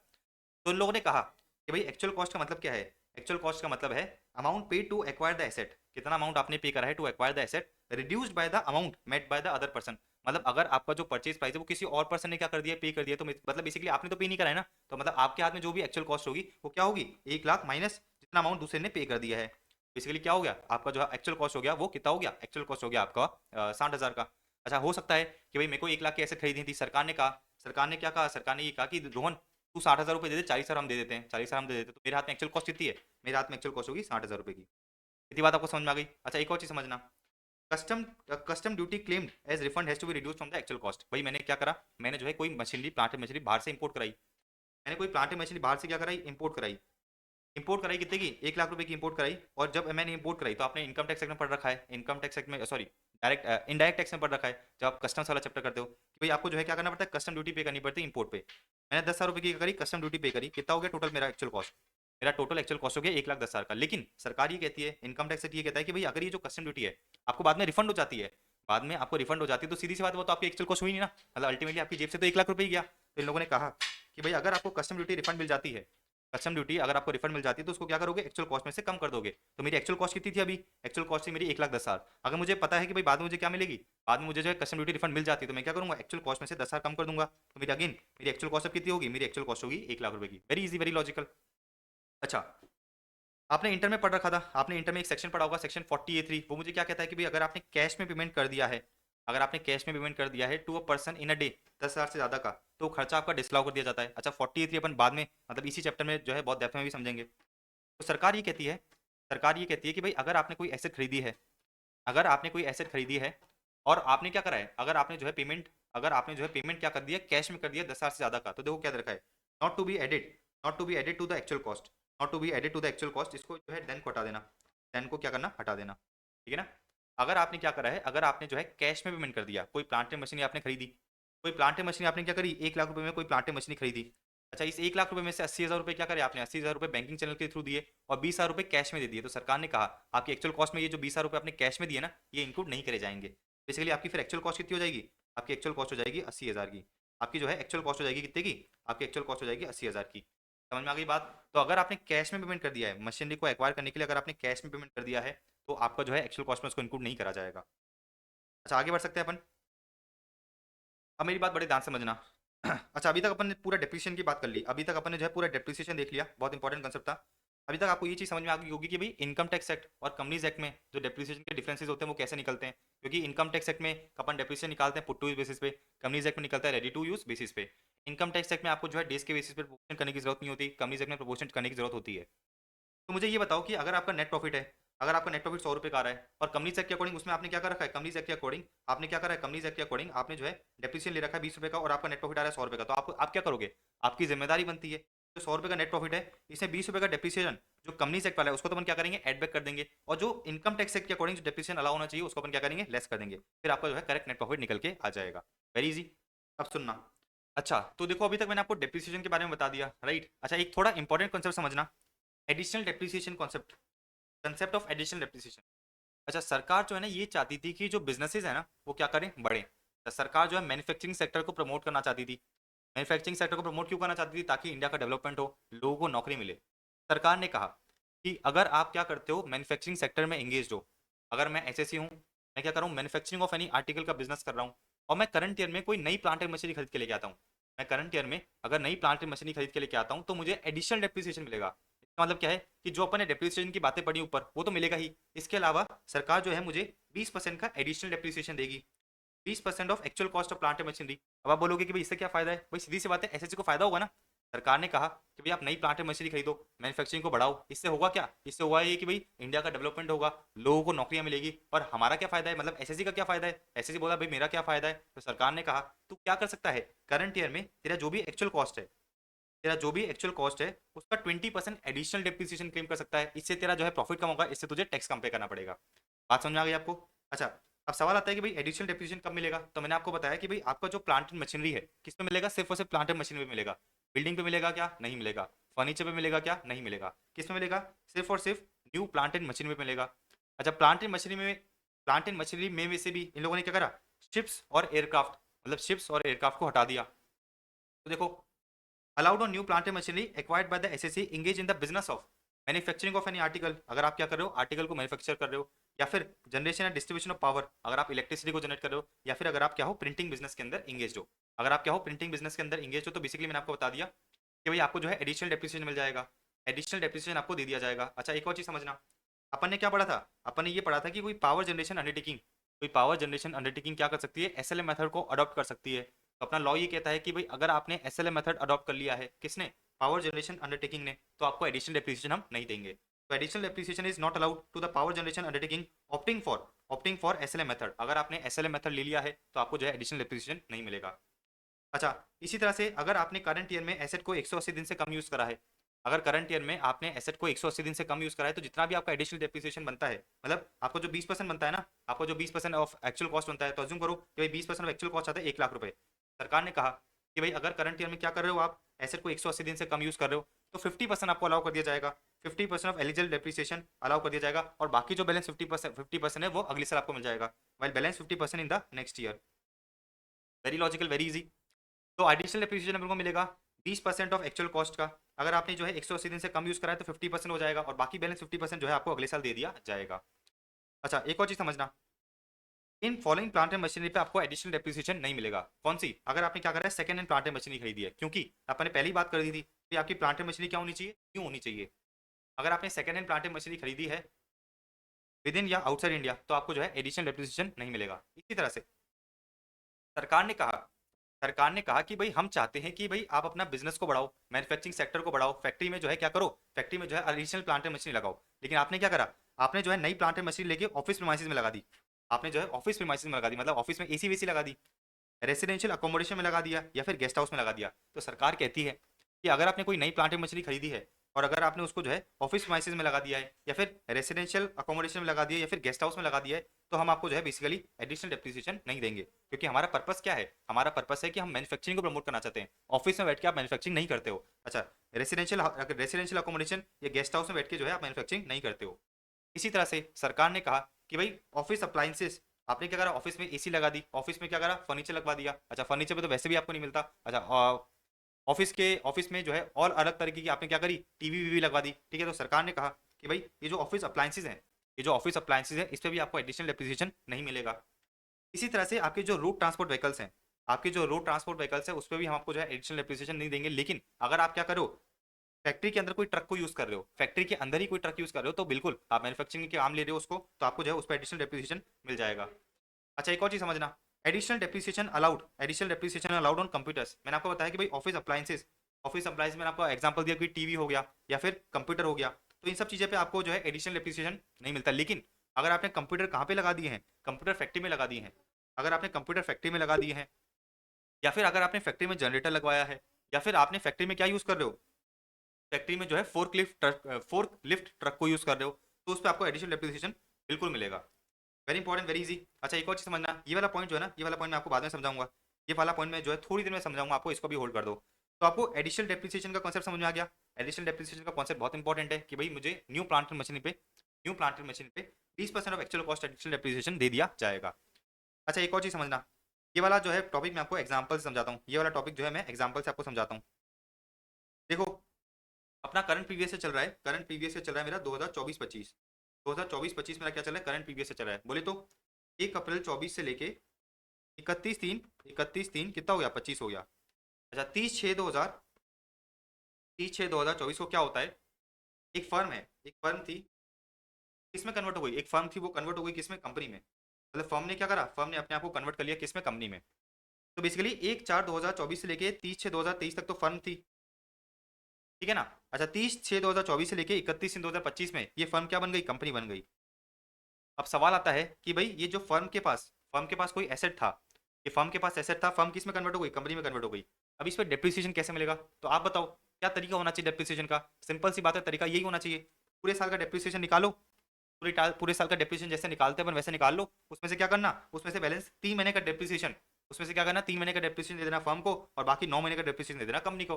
सिंपल, बस वही करना है अपने को। देखो हम डेप्रिसिएशन को क्या करेंगे, डिवाइड कर देंगे between the two entities in the ratio of number of days, in the ratio of number of days for which the assets were used by them in the following cases. तो basically हमने देखा ना, हमने ये देखा कि भाई 1/4/2024 से लेके 30/6/2024 तक एक फर्म थी, फर्म ने क्या करा, उस एसेट को यूज करा। तो 3 महीने का डेप्रिसिएशन किसको मिल जाएगा, फर्म को मिल जाएगा, बाकी 9 महीने का डेप्रिसिएशन मिल जाएगा कंपनी को। सिंपल। तो हमने कहा कि भाई डेप्रिसिएशन को हम डिवाइड कर देंगे between the two entities in the ratio of number of days for which the assets were used by them. कौन कौन से केसेस में, जहां पर एक फर्म या फिर प्रोप्राइटरशिप फर्म कन्वर्ट हो जाती है किसमें, कंपनी में। तो देखो in case of succession of firm, या फिर proprietary concern by the company, या फिर प्राइवेट कंपनी या फिर अनलिस्टेड पब्लिक कंपनी एलएलपी में कन्वर्ट हो जाती है, या फिर predecessor and successor in case of succession of business otherwise than non that. मतलब मेरे फादर ने क्या करा, मेरे फादर ने उनका बिजनेस मुझे क्या करा, सक्सीड कर दिया। तो मेरे फादर क्या है, प्रीडिसेसर है, सक्सेसर कौन हूं, मैं हूं। तो predecessor and successor in case of succession of business otherwise than on that, या फिर अमलगमेटिंग या फिर अमलगमेटेड कंपनी या demerge resulting company in case of amalgamation या डीमर्जर। इसका मतलब क्या है, इसका मतलब सिंपल सी बात ये है, इसका मतलब सिंपल सी बात ये है कि भाई पहले दो कंपनी थी, पहले कंपनी थी ए लिमिटेड, ठीक है ना, फिर थी बी लिमिटेड, पहले थी ए लिमिटेड बी लिमिटेड, ए लिमिटेड और बी लिमिटेड 30 तारीख को, 30 तारीख से क्या हो गई, अमलगमेट हो गई, 30 तारीख से क्या हो गई, अमलगमेट हो गई। तो इसका मतलब क्या है, इसका मतलब ये है कि भाई ए लिमिटेड जो है अमलगमेट हो गई किससे, बी लिमिटेड से, ए लिमिटेड जो है अमलगमेट हो गई बी लिमिटेड से। तो अब क्या बची, अब बची एक तो कंपनी ए लिमिटेड और एक कंपनी बची बी लिमिटेड। मैं आपको क्या बता रहा हूँ कि भाई एक कंपनी थी ए लिमिटेड, एक कंपनी थी बी लिमिटेड। बी लिमिटेड ने क्या करा, ए लिमिटेड को एक्वायर कर लिया, बी लिमिटेड ने ए लिमिटेड को एक्वायर कर लिया। इसका मतलब क्या है, इसका मतलब ये है कि भाई अब आपके पास कौन सी कंपनी बची है, ये वाली कंपनी तो खत्म हो गई, ये वाली कंपनी तो खत्म हो गई और बची कौन, सिर्फ और सिर्फ बी लिमिटेड बची। इस बी लिमिटेड में क्या है, ए लिमिटेड भी इंक्लूडेड है, क्योंकि ए लिमिटेड किससे अमलगमेट हो चुकी है, ए लिमिटेड अमलगमेट हो चुकी है बी लिमिटेड से। अब सवाल आता है डेप्रिसिएशन किस तरह से दिया जाए, तो वही चीज है अपने को यही देखना है कि भाई फॉर एग्जाम्पल 30/6/2024 को अमलगमेशन हुआ, तो 1/4/2024 से लेकर 30/6/2000 तक 2024 तक का डेप्रिसिएशन किसको मिलेगा, ए लिमिट को मिल जाएगा। और इधर से लेके बाकी बैलेंस डिप्रिसिएशन किसको मिल जाएगा, बी लिमिट को मिल जाएगा, जिसके अंदर क्या है, जिसके अंदर ए लिमिटेड भी इंक्लूडेड है। इसी तरह से देखो डीमर्जर के केस में, डीमर्जर और रिजल्टिंग कंपनी के केस में भी यही होगा इन केस ऑफ अमलगमेशन या डीमर्जर। डीमर्जर का कंसेप्ट क्या होता है, डीमर्जर का कंसेप्ट भी सिंपल होता है। देखो तो एक कंपनी थी ए बी लिमिटेड, एक कंपनी थी ए बी लिमिटेड, 30/6/2024 को क्या होता है, 30/6/2024 को ए लिमिटेड और बी लिमिटेड क्या हो जाती है, ए लिमिटेड और बी लिमिटेड जो है डीमर्ज हो जाती है, डीमर्ज हो जाती है। तो ए लिमिटेड और बी लिमिटेड क्या हो गई, डीमर्ज हो गई। वही बात है कि भाई ए लिमिटेड और बी लिमिटेड को डेप्रिसिएशन किस तरह से मिलेगा, उसी तरह से मिलेगा जैसे अपन ने ऊपर क्या करा, नंबर ऑफ डेज कैलकुलेट करे। ऑलराइट, तो अपन ये वाला पॉइंट देख लिया, ये वाला पॉइंट देख लिया कि भाई डेप्रिसिएशन दो कंपनी में किस तरह से डिवाइड किया जाएगा, डेप्रिसिएशन जो है दो कंपनी के अंदर किस तरह से डिवाइड करा जाएगा। Just give me a second.